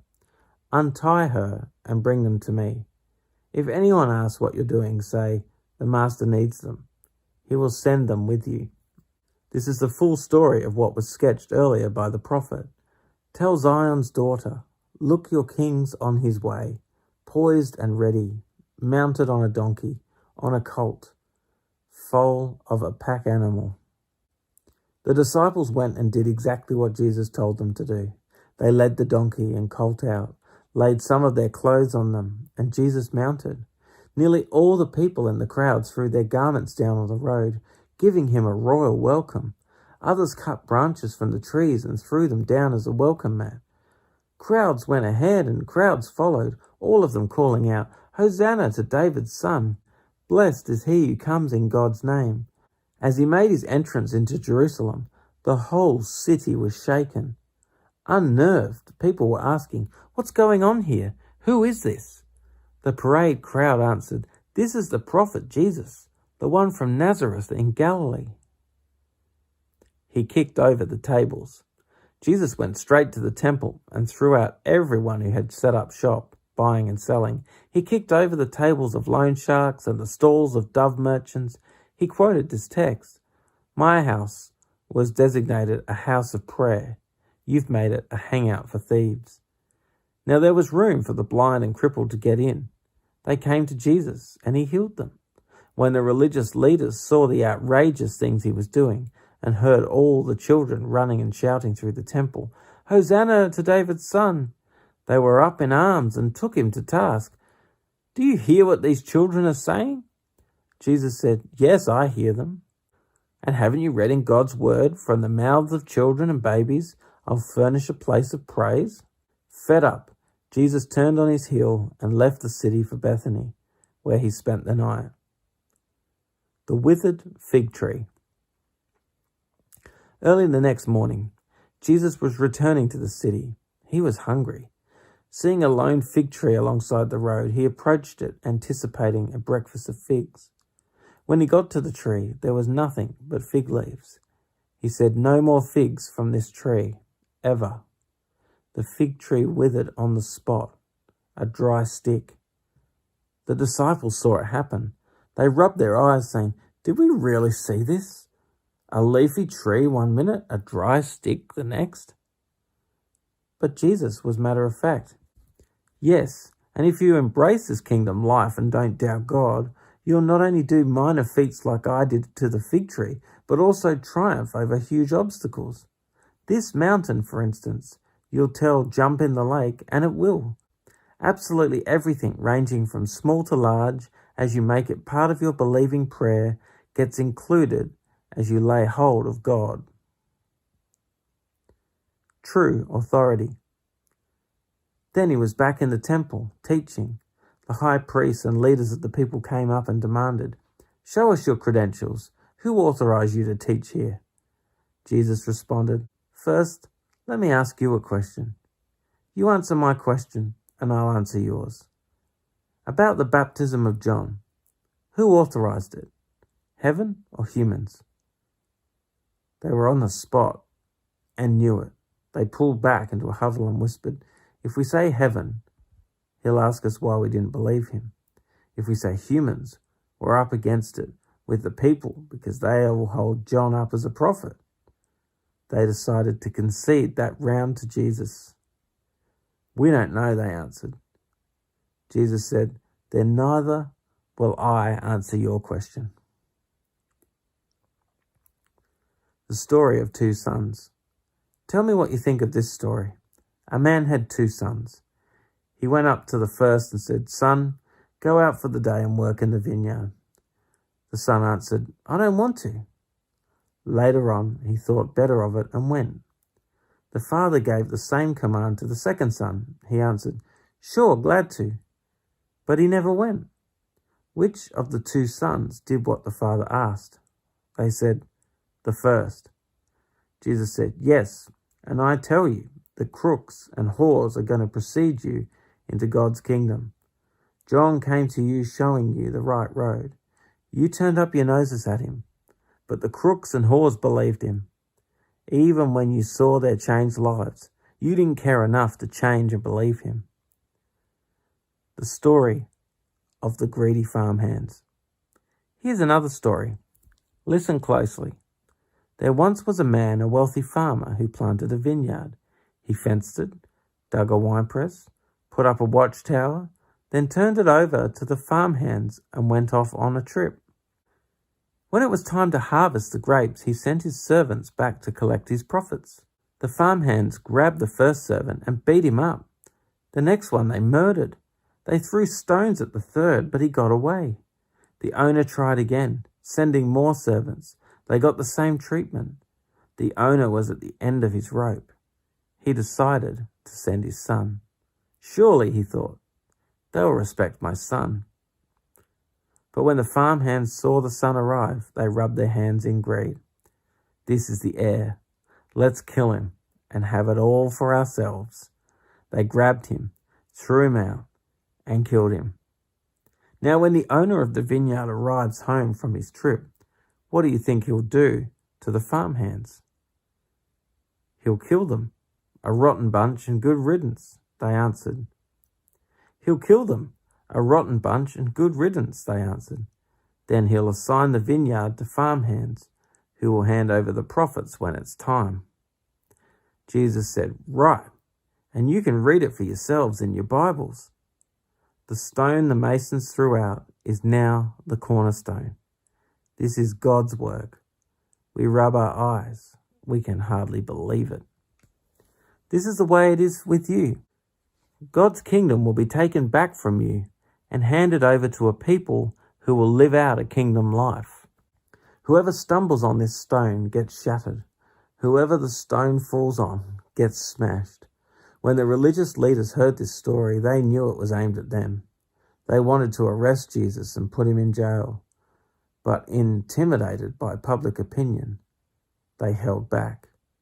Most people held him to be a prophet of God. Chapter 22. The story of the wedding banquet. Jesus responded by telling still more stories. God's kingdom, he said, is like a king who threw a wedding banquet for his son. He sent out servants to call in all the invited guests, and they wouldn't come. He sent out another round of servants, instructing them to tell the guests, Look, everything is on the table. The prime rib is ready for carving. Come to the feast. They only shrugged their shoulders and went off, one to weed his garden, another to work in his shop. The rest, with nothing better to do, beat up on the messengers and then killed them. The king was outraged and sent his soldiers to destroy those thugs and level their city. Then he told his servants, We have a wedding banquet all prepared, but no guests. The ones I invited weren't up to it.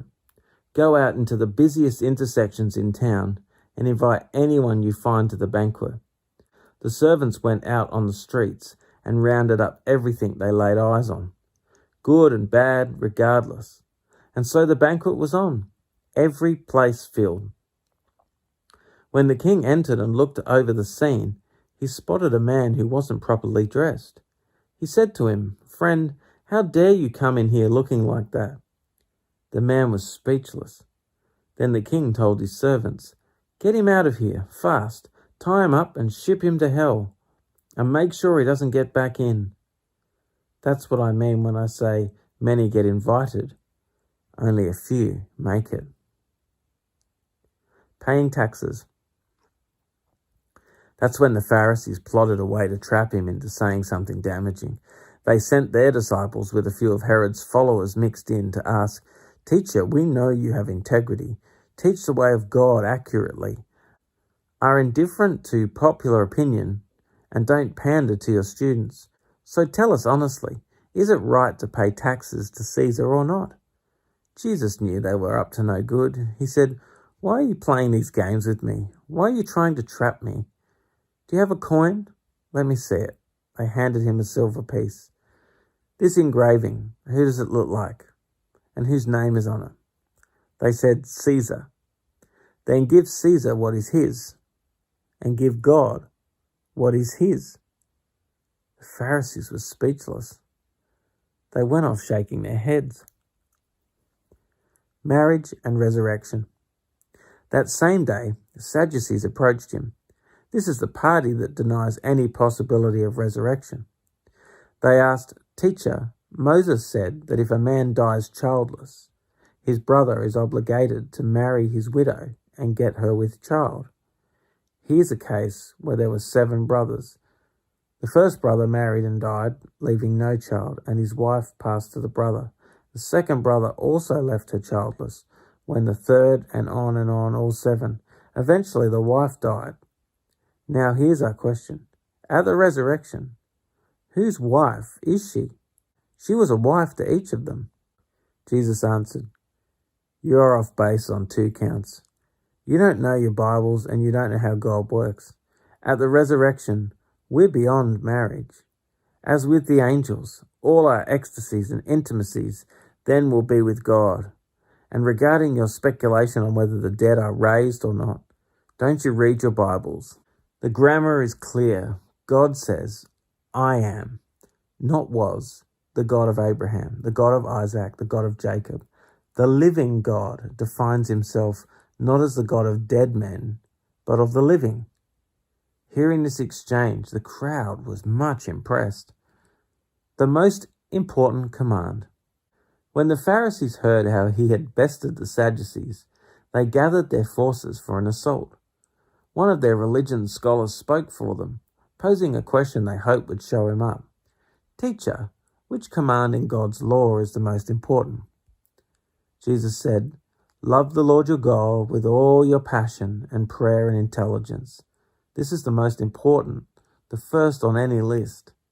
But there is a second to set alongside it.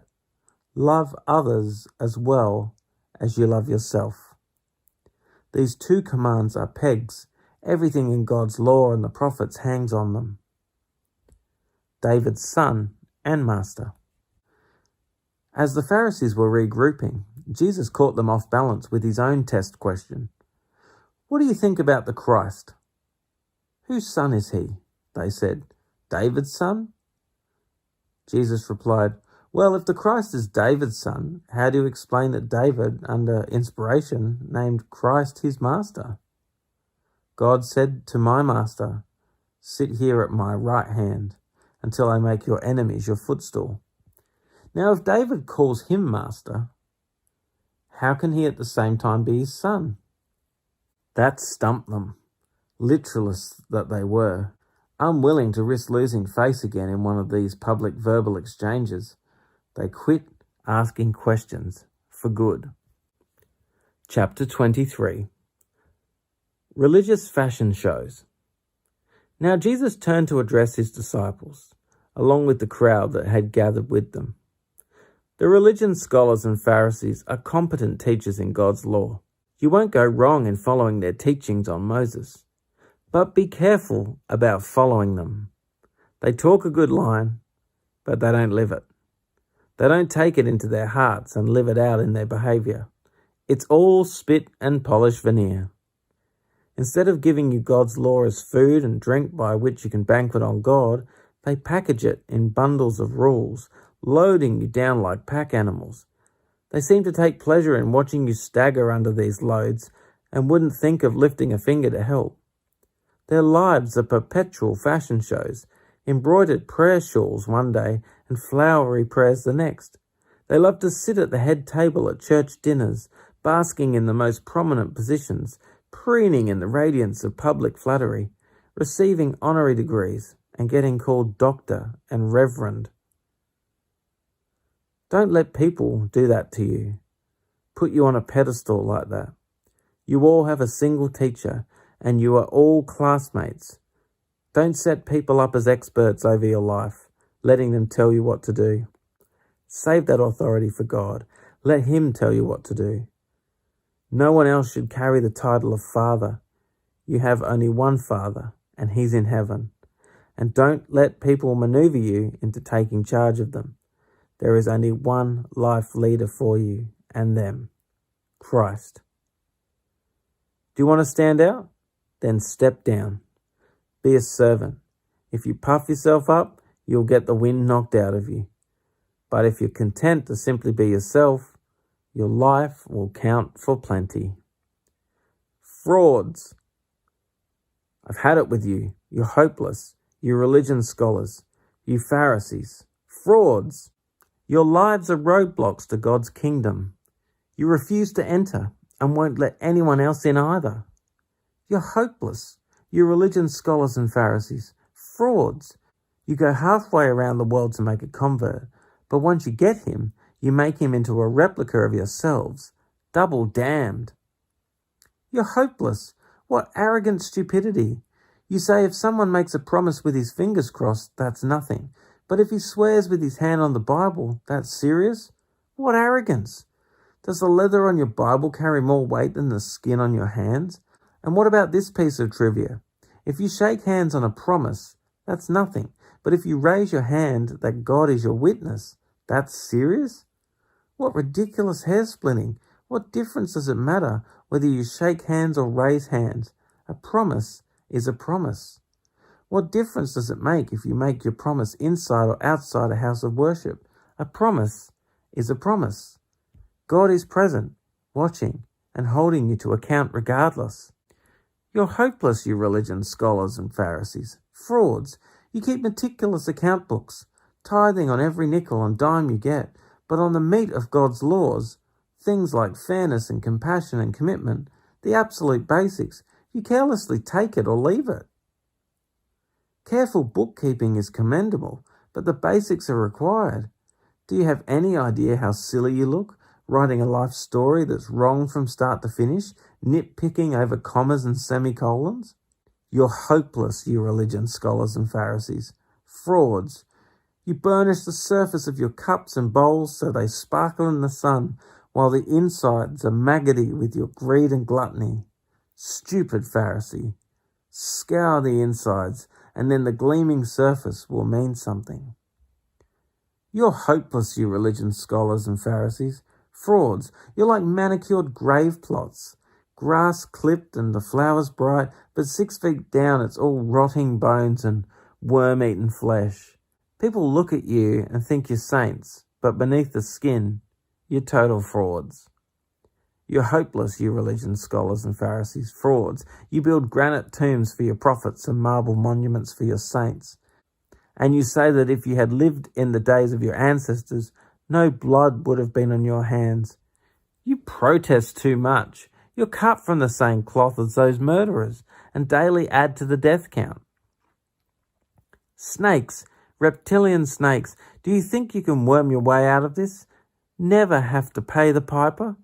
It's on account of people like you that I send prophets and wise guides and scholars generation after generation. And generation after generation you treat them like dirt, greeting them with lynch mobs, hounding them with abuse. You can't squirm out of this.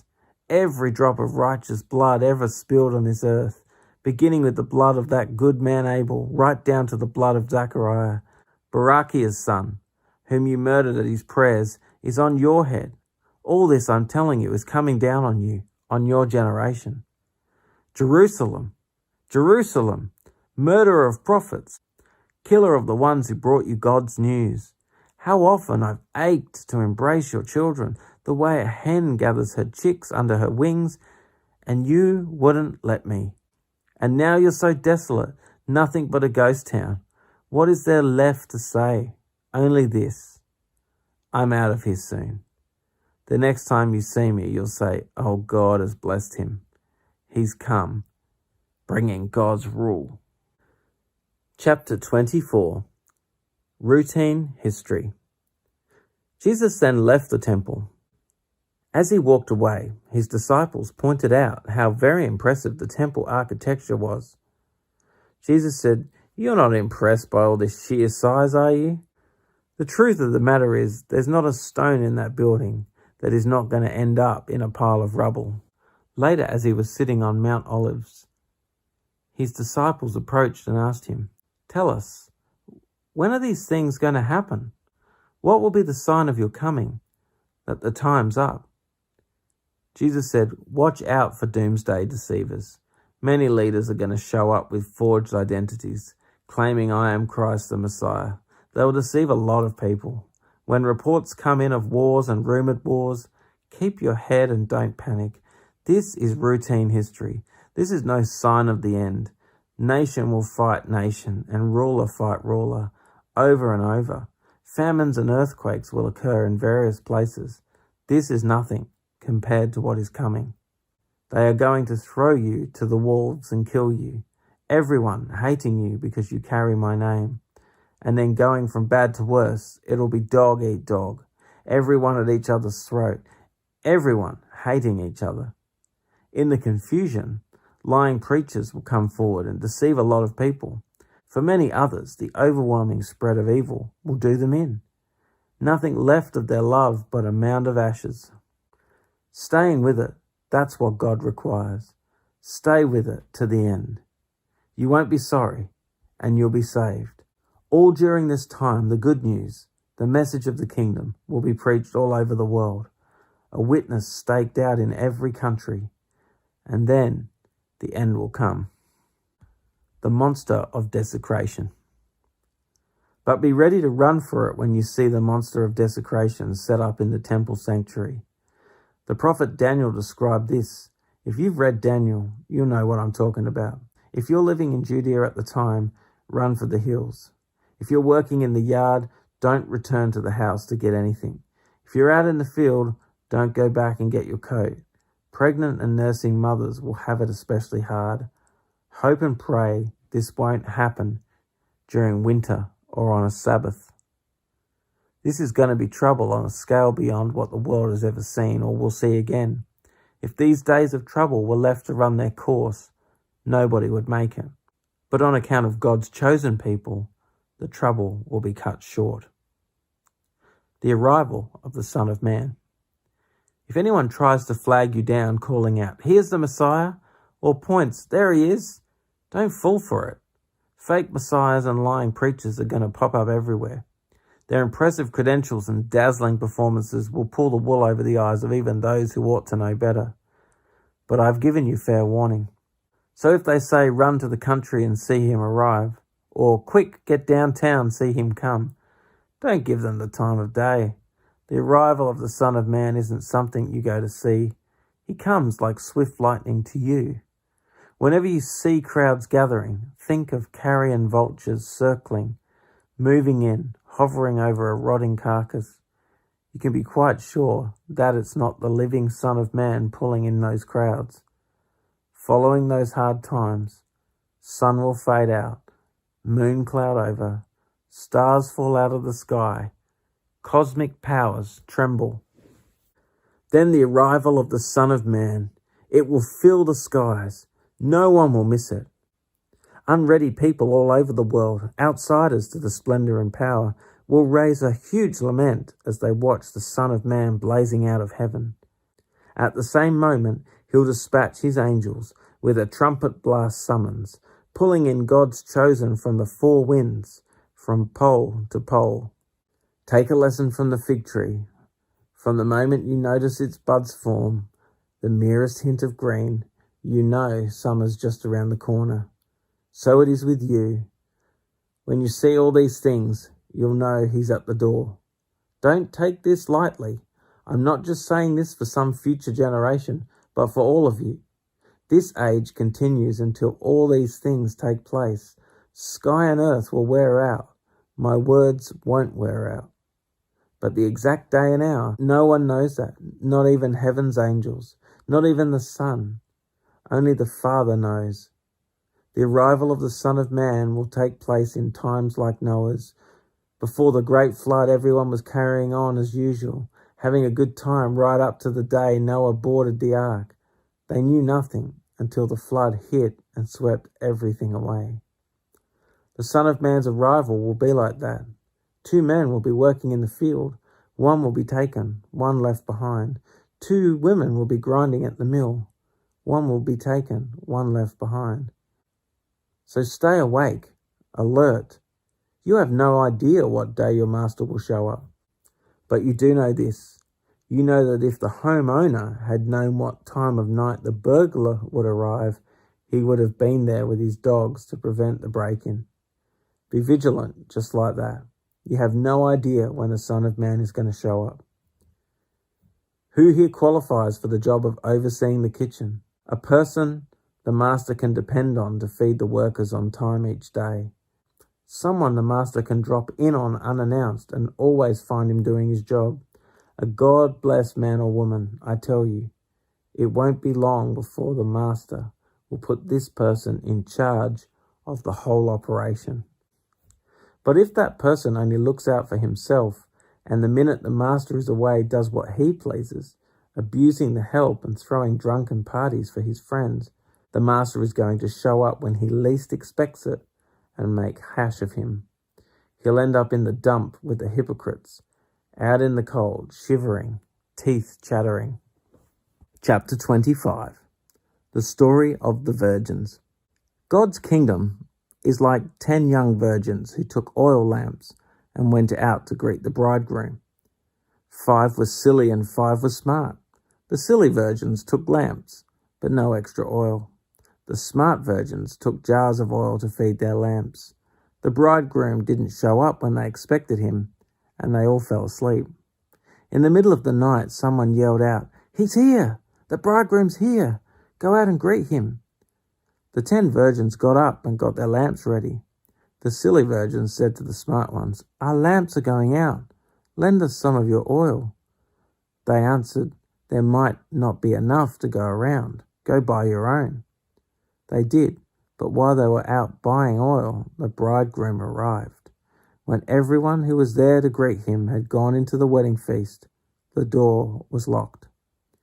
But later, the other virgins, the silly ones, showed up and knocked on the door, saying, "Master, we're here. Let us in." He answered, "Do I know you? I don't think I know you. So stay alert.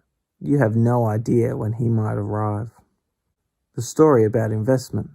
It's also like a man going off on an extended trip. He called his servants together and delegated responsibilities. To one he gave $5,000, to another $2,000, to a third $1,000, depending on their abilities. Then he left. Right off, the first servant went to work and doubled his master's investment. The second did the same. But the man with the single $1,000 dug a hole and carefully buried his master's money. After a long absence, the master of those 3 servants came back and settled up with him. The one given $5,000 showed him how he had doubled his investment. His master commended him. "Good work. You did your job well. From now on, be my partner." The servant with the $2,000 showed how he also had doubled his master's investment. His master commended him. "Good work. You did your job well. From now on, be my partner." The servant given $1,000 said, "Master, I know you have high standards and hate careless ways, that you demand the best and make no allowances for error. I was afraid I might disappoint you, so I found a good hiding place and secured your money. Here it is, safe and sound down to the last cent." The master was furious. "That's a terrible way to live. It's criminal to live cautiously like that. If you knew I was after the best, why did you do less than the least? The least you could have done would have been to invest the sum with the bankers, where at least I could have gotten a little interest. Take the 1,000 and give it to the one who risked the most, and get rid of this play it safe who won't go out on a limb. Throw him out into utter darkness." The sheep and the goats. When he finally arrives, blazing in beauty, and all his angels with him, the Son of Man will take his place on his glorious throne. Then all the nations will be arranged before him, and he will sort the people out, much as a shepherd sorts out sheep and goats, putting sheep to his right and goats to his left. Then the king will say to those on his right, "Enter, you who are blessed by my Father. Take what's coming to you in this kingdom. It's been ready for you since the world's foundation, and here's why. I was hungry, and you fed me. I was thirsty, and you gave me a drink. I was homeless, and you gave me a room. I was shivering, and you gave me clothes. I was sick, and you stopped to visit. I was in prison, and you came to me." Then those sheep are going to say, "Master, what are you talking about? When did we ever see you hungry and feed you, thirsty and give you a drink? And when did we ever see you sick or in prison and come to you?" Then the king will say, "I'm telling the solemn truth. Whenever you did one of these things to someone overlooked or ignored, that was me. You did it to me." Then he would turn to the goats, the ones on his left, and say, "Get out, worthless goats. You're good for nothing but the fires of hell." And why? Because I was hungry, and you gave me no meal. I was thirsty, and you gave me no drink. I was homeless, and you gave me no bed. I was shivering, and you gave me no clothes. Sick in prison, and you never visited. Then those goats are going to say, "Master, what are you talking about?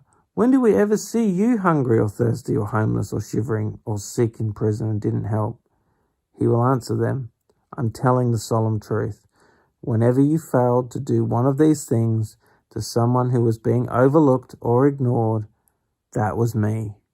You failed to do it to me." Then those goats will be herded to their eternal doom, but the sheep to their eternal reward. Chapter 26. Anointed for burial. When Jesus finished saying these things, he told his disciples, "You know that Passover comes in 2 days.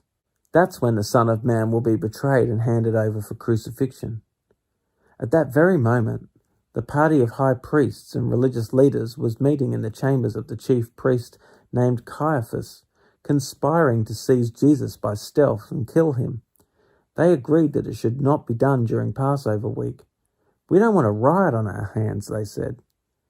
When Jesus was at Bethany, a guest of Simon the leper, a woman came up to him as he was eating dinner and anointed him with a bottle of very expensive perfume. When the disciples saw what was happening, they were furious. "That's criminal. This could have been sold for a lot and the money handed out to the poor." When Jesus realized what was going on, he intervened. "Why are you giving this woman a hard time? She has just done something wonderfully significant for me. You will have the poor with you every day for the rest of your lives, but not me. When she poured this perfume on my body, what she really did was anoint me for burial." You can be sure that wherever in the whole world the message is preached, what she has just done is going to be remembered and admired. That is when one of the 12, the one named Judas Iscariot, went to the table of high priests and said, "What will you give me if I hand him over to you?" They settled on 30 silver pieces. He began looking for just the right moment to hand him over. The traitor. On the first of the days of unleavened bread, the disciples came to Jesus and said, "Where do you want us to prepare your Passover meal?" He said, "Enter the city, go up to a certain man and say, 'The teacher says, my time is near. I and my disciples plan to celebrate the Passover meal at your house.'" The disciples followed Jesus' instructions to the letter and prepared the Passover meal. After sunset, he and the 12 were sitting around the table. During the meal, he said, "I have something hard but important to say to you. One of you is going to hand me over to the conspirators." They were stunned and then began to ask one after another, It isn't me, is it, Master?" Jesus answered, "The one who hands me over is someone I eat with daily, one who passes me food at the table. In one sense, the Son of Man is entering into a way of treachery well marked by the Scriptures. No surprises here. In another sense, that man who turns him in turns traitor to the Son of Man. Better never to have been born than do this." Then Judas, already turned traitor, said, "It isn't me, is it, Rabbi?" Jesus said, "Don't play games with me, Judas." The bread and the cup. During the meal, Jesus took and blessed the bread, broke it, and gave it to his disciples. "Take, eat. This is my body." Taking the cup and thanking God, he gave it to them. "Drink this, all of you. This is my blood, God's new covenant poured out for many people for the forgiveness of sins. I'll not be drinking wine from this cup again until that new day when I'll drink with you in the kingdom of my Father." They sang a hymn and went directly to Mount Olives. Gethsemane. Then Jesus told them, "Before the night's over, you're going to fall to pieces because of what happens to me. There is a scripture that says, 'I'll strike the shepherd, helter-skelter the sheep will be scattered.' But after I'm raised up, I, your shepherd, will go ahead of you, leading the way to Galilee." Peter broke in, "Even if everyone else falls to pieces on account of you, I won't." "Don't be so sure," Jesus said. "This very night before the rooster crows up the dawn, you will deny me 3 times. Peter protested, "Even if I had to die with you, I would never deny you." All the others said the same thing. Then Jesus went with them to a garden called Gethsemane and told his disciples, "Stay here while I go over there and pray." Taking along Peter and the 2 sons of Zebedee, he plunged into an agonizing sorrow. Then he said, "This sorrow is crushing my life out. Stay here and keep vigil with me." Going a little ahead, he fell on his face, praying, "My Father, if there is any way, get me out of this." But please, not what I want. What do you want?" When he came back to his disciples, he found them sound asleep. He said to Peter, "Can't you stick it out with me a single hour? Stay alert. Be in prayer so you don't wander into temptation without even knowing you're in danger. There is a part of you that is eager, ready for anything in God, but there's another part that's lazy as an old dog sleeping by the fire." He then left them a second time. Again he prayed, "My Father, if there is no other way than this, drinking this cup to the dregs, I'm ready. Do it your way." When he came back, he again found them sound asleep. They simply couldn't keep their eyes open. This time he let them sleep on and went back a third time to pray, going over the same ground one last time. When he came back the next time, he said, "Are you going to sleep on and make a night of it? My time is up. The Son of Man is about to be handed over to the hands of sinners. Get up. Let's get going. My betrayer is here." With swords and clubs.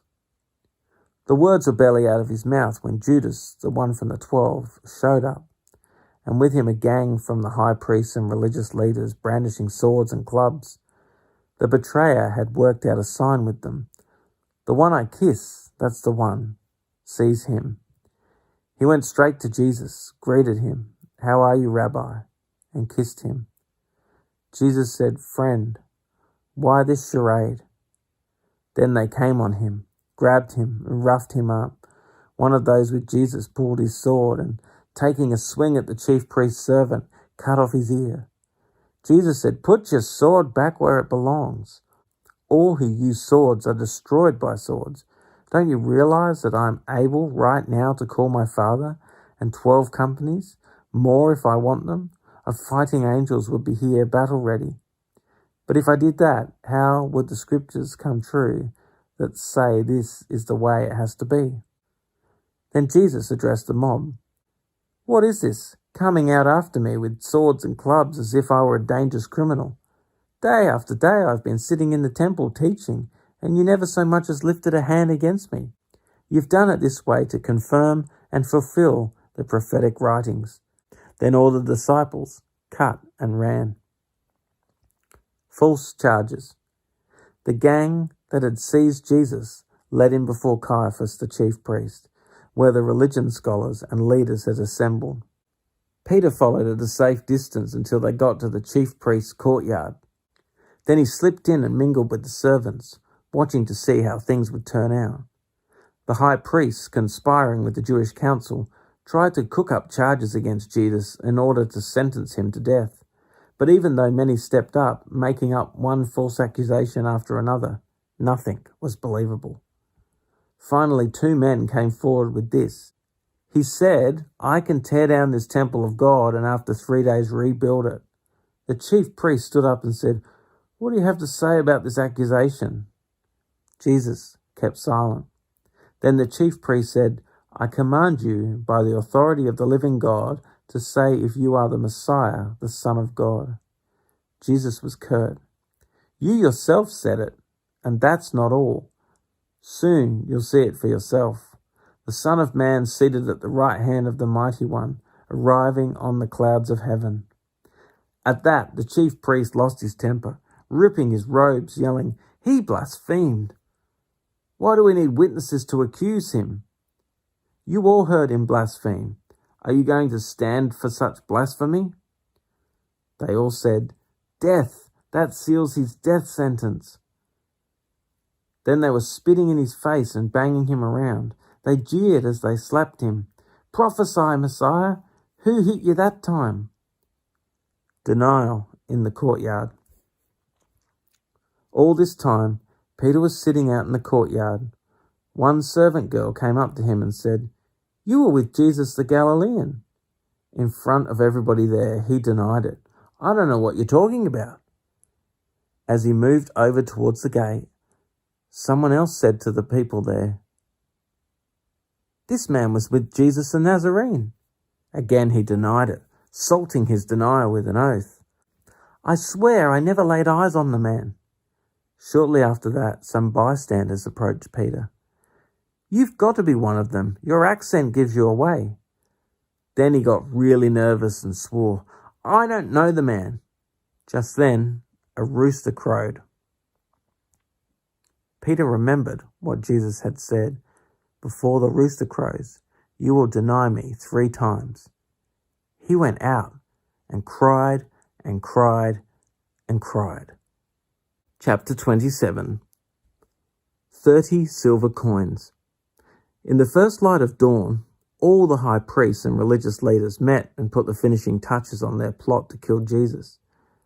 Then they tied him up and paraded him to Pilate, the governor. Judas, the one who betrayed him, realized that Jesus was doomed. Overcome with remorse, he gave back the 30 silver coins to the high priest, saying, "I've sinned. I've betrayed an innocent man." They said, "What do we care? What's your problem?" Judas threw the silver coins into the temple and left. Then he went out and hung himself. The high priest picked up the silver pieces, but then didn't know what to do with them. It wouldn't be right to give this, a payment for murder, as an offering in the temple. They decided to get rid of it by buying the potter's field and use it as a burial place for the homeless. That's how the field got called Murder Meadow, a name that has stuck to this day. When Jeremiah's words became history, they took the 30 silver pieces, the price of the one priced by some sons of Israel, and they purchased the potter's field, and so they unwittingly followed the divine instructions to the letter. Pilate. Jesus was placed before the governor, who questioned him, "Are you the king of the Jews?" Jesus said, "If you say so." But when the accusations rained down hot and heavy from the high priests and religious leaders, he said nothing. Pilate asked him, "Do you hear that long list of accusations? Aren't you going to say something?" Jesus kept silence, not a word from his mouth. The governor was impressed, really impressed. It was an old custom during the feast for the governor to pardon a single prisoner named by the crowd. At that time, they had the infamous Jesus Barabbas in prison, with the crowd before him. Pilate said, "Which prisoner do you want me to pardon, Jesus Barabbas or Jesus the so-called Christ?" He knew it was through sheer spite that they had turned Jesus over to him. While court was still in session, Pilate's wife sent him a message. "Don't get mixed up judging this noble man. I've just been through a long and troubled night because of a dream about him." Meanwhile, the high priests and religious leaders had talked the crowd into asking for the pardon of Barabbas and the execution of Jesus.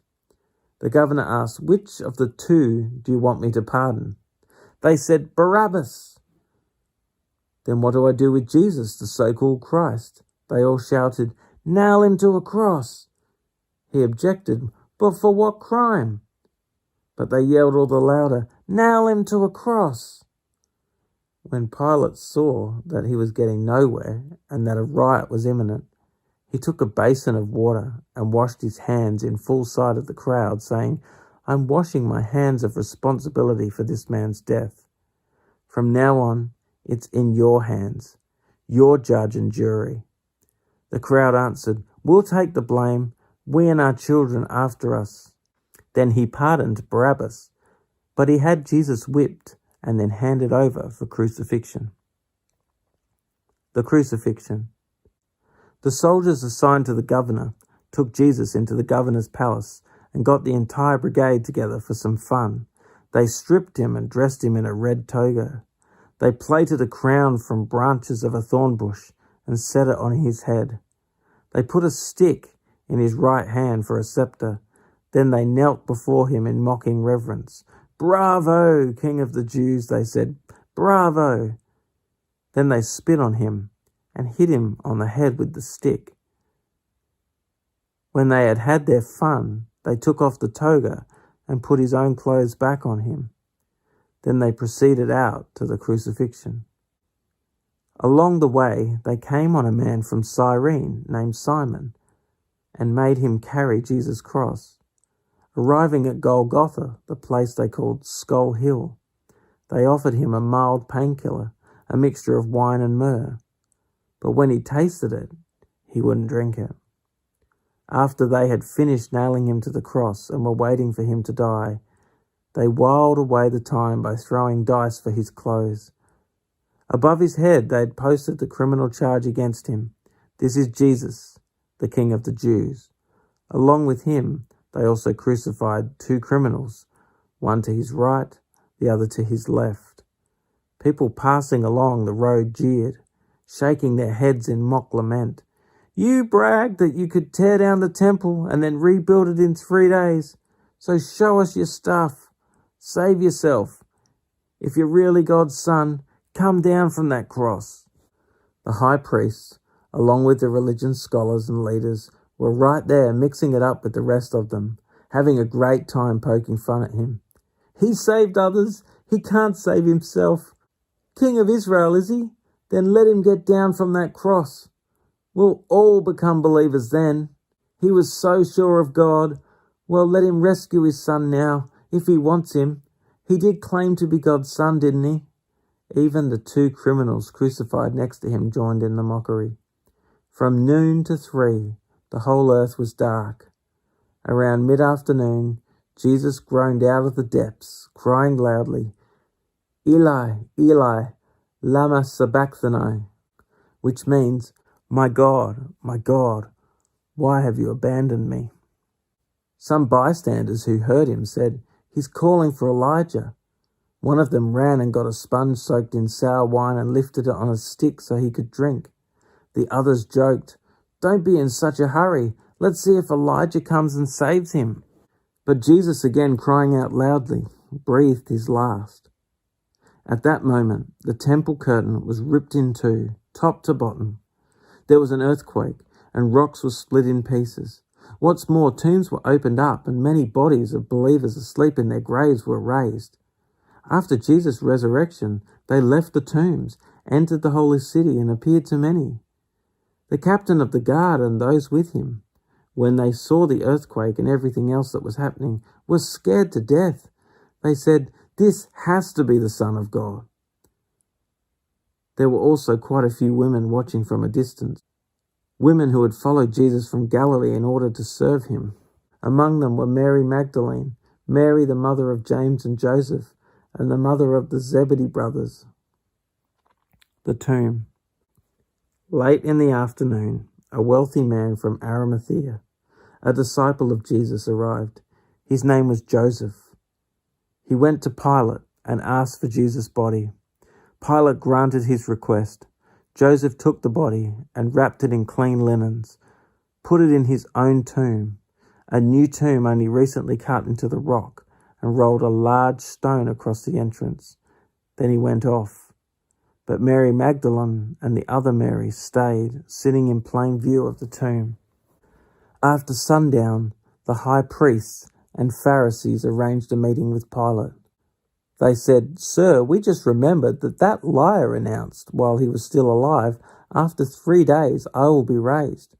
We've got to get that tomb sealed until the 3rd day. There's a good chance his disciples will come and steal the corpse and then go around saying he's risen from the dead. Then we'll be worse off than before. The final deceit surpassing the first. Pilate told them, You will have a guard. Go ahead and secure it the best you can. So they went out and secured the tomb, sealing the stone and posting guards. Chapter 28. Risen from the dead. After the Sabbath, as the first light of the new week dawned, Mary Magdalene and the other Mary came to keep vigil at the tomb. Suddenly the earth reeled and rocked under their feet as God's angel came down from heaven, came right up to where they were standing. He rolled back the stone and then sat on it. Shafts of lightning blazed from him. His garments shimmered snow white. The guards at the tomb were scared to death. They were so frightened they couldn't move. The angel spoke to the women. There is nothing to fear here. I know you're looking for Jesus, the one they nailed to the cross. He is not here. He was raised just as he said. Come and look at the place where he was placed. Now get on your way quickly and tell his disciples he is risen from the dead. He is going on ahead of you to Galilee. You will see him there. That's the message." The women, deep in wonder and full of joy, lost no time in leaving the tomb. They ran to tell the disciples. Then Jesus met them, stopping them in their tracks. "Good morning," he said. They fell to their knees, embraced his feet and worshipped him. Jesus said, "You're holding on to me for dear life. Don't be frightened like that. Go tell my brothers that they are to go to Galilee, and that I'll meet them there." Meanwhile, the guards had scattered, but a few of them went into the city and told the high priest everything that had happened. They called a meeting of the religious leaders and came up with a plan. They took a large sum of money and gave it to the soldiers, bribing them to say, "His disciples came in the night and stole the body while we were sleeping." They assured them, "If the governor hears about your sleeping on duty, we will make sure you don't get blamed." The soldiers took the bribe and did as they were told. That story, cooked up in the Jewish High Council, is still going around. Meanwhile, the 11 disciples were on their way to Galilee, headed for the mountain Jesus had set for their reunion. The moment they saw him, they worshipped him. Some, though, held back, not sure about worship, about risking themselves totally. Jesus, undeterred, went right ahead and gave this charge. "God authorized and commanded me to commission you.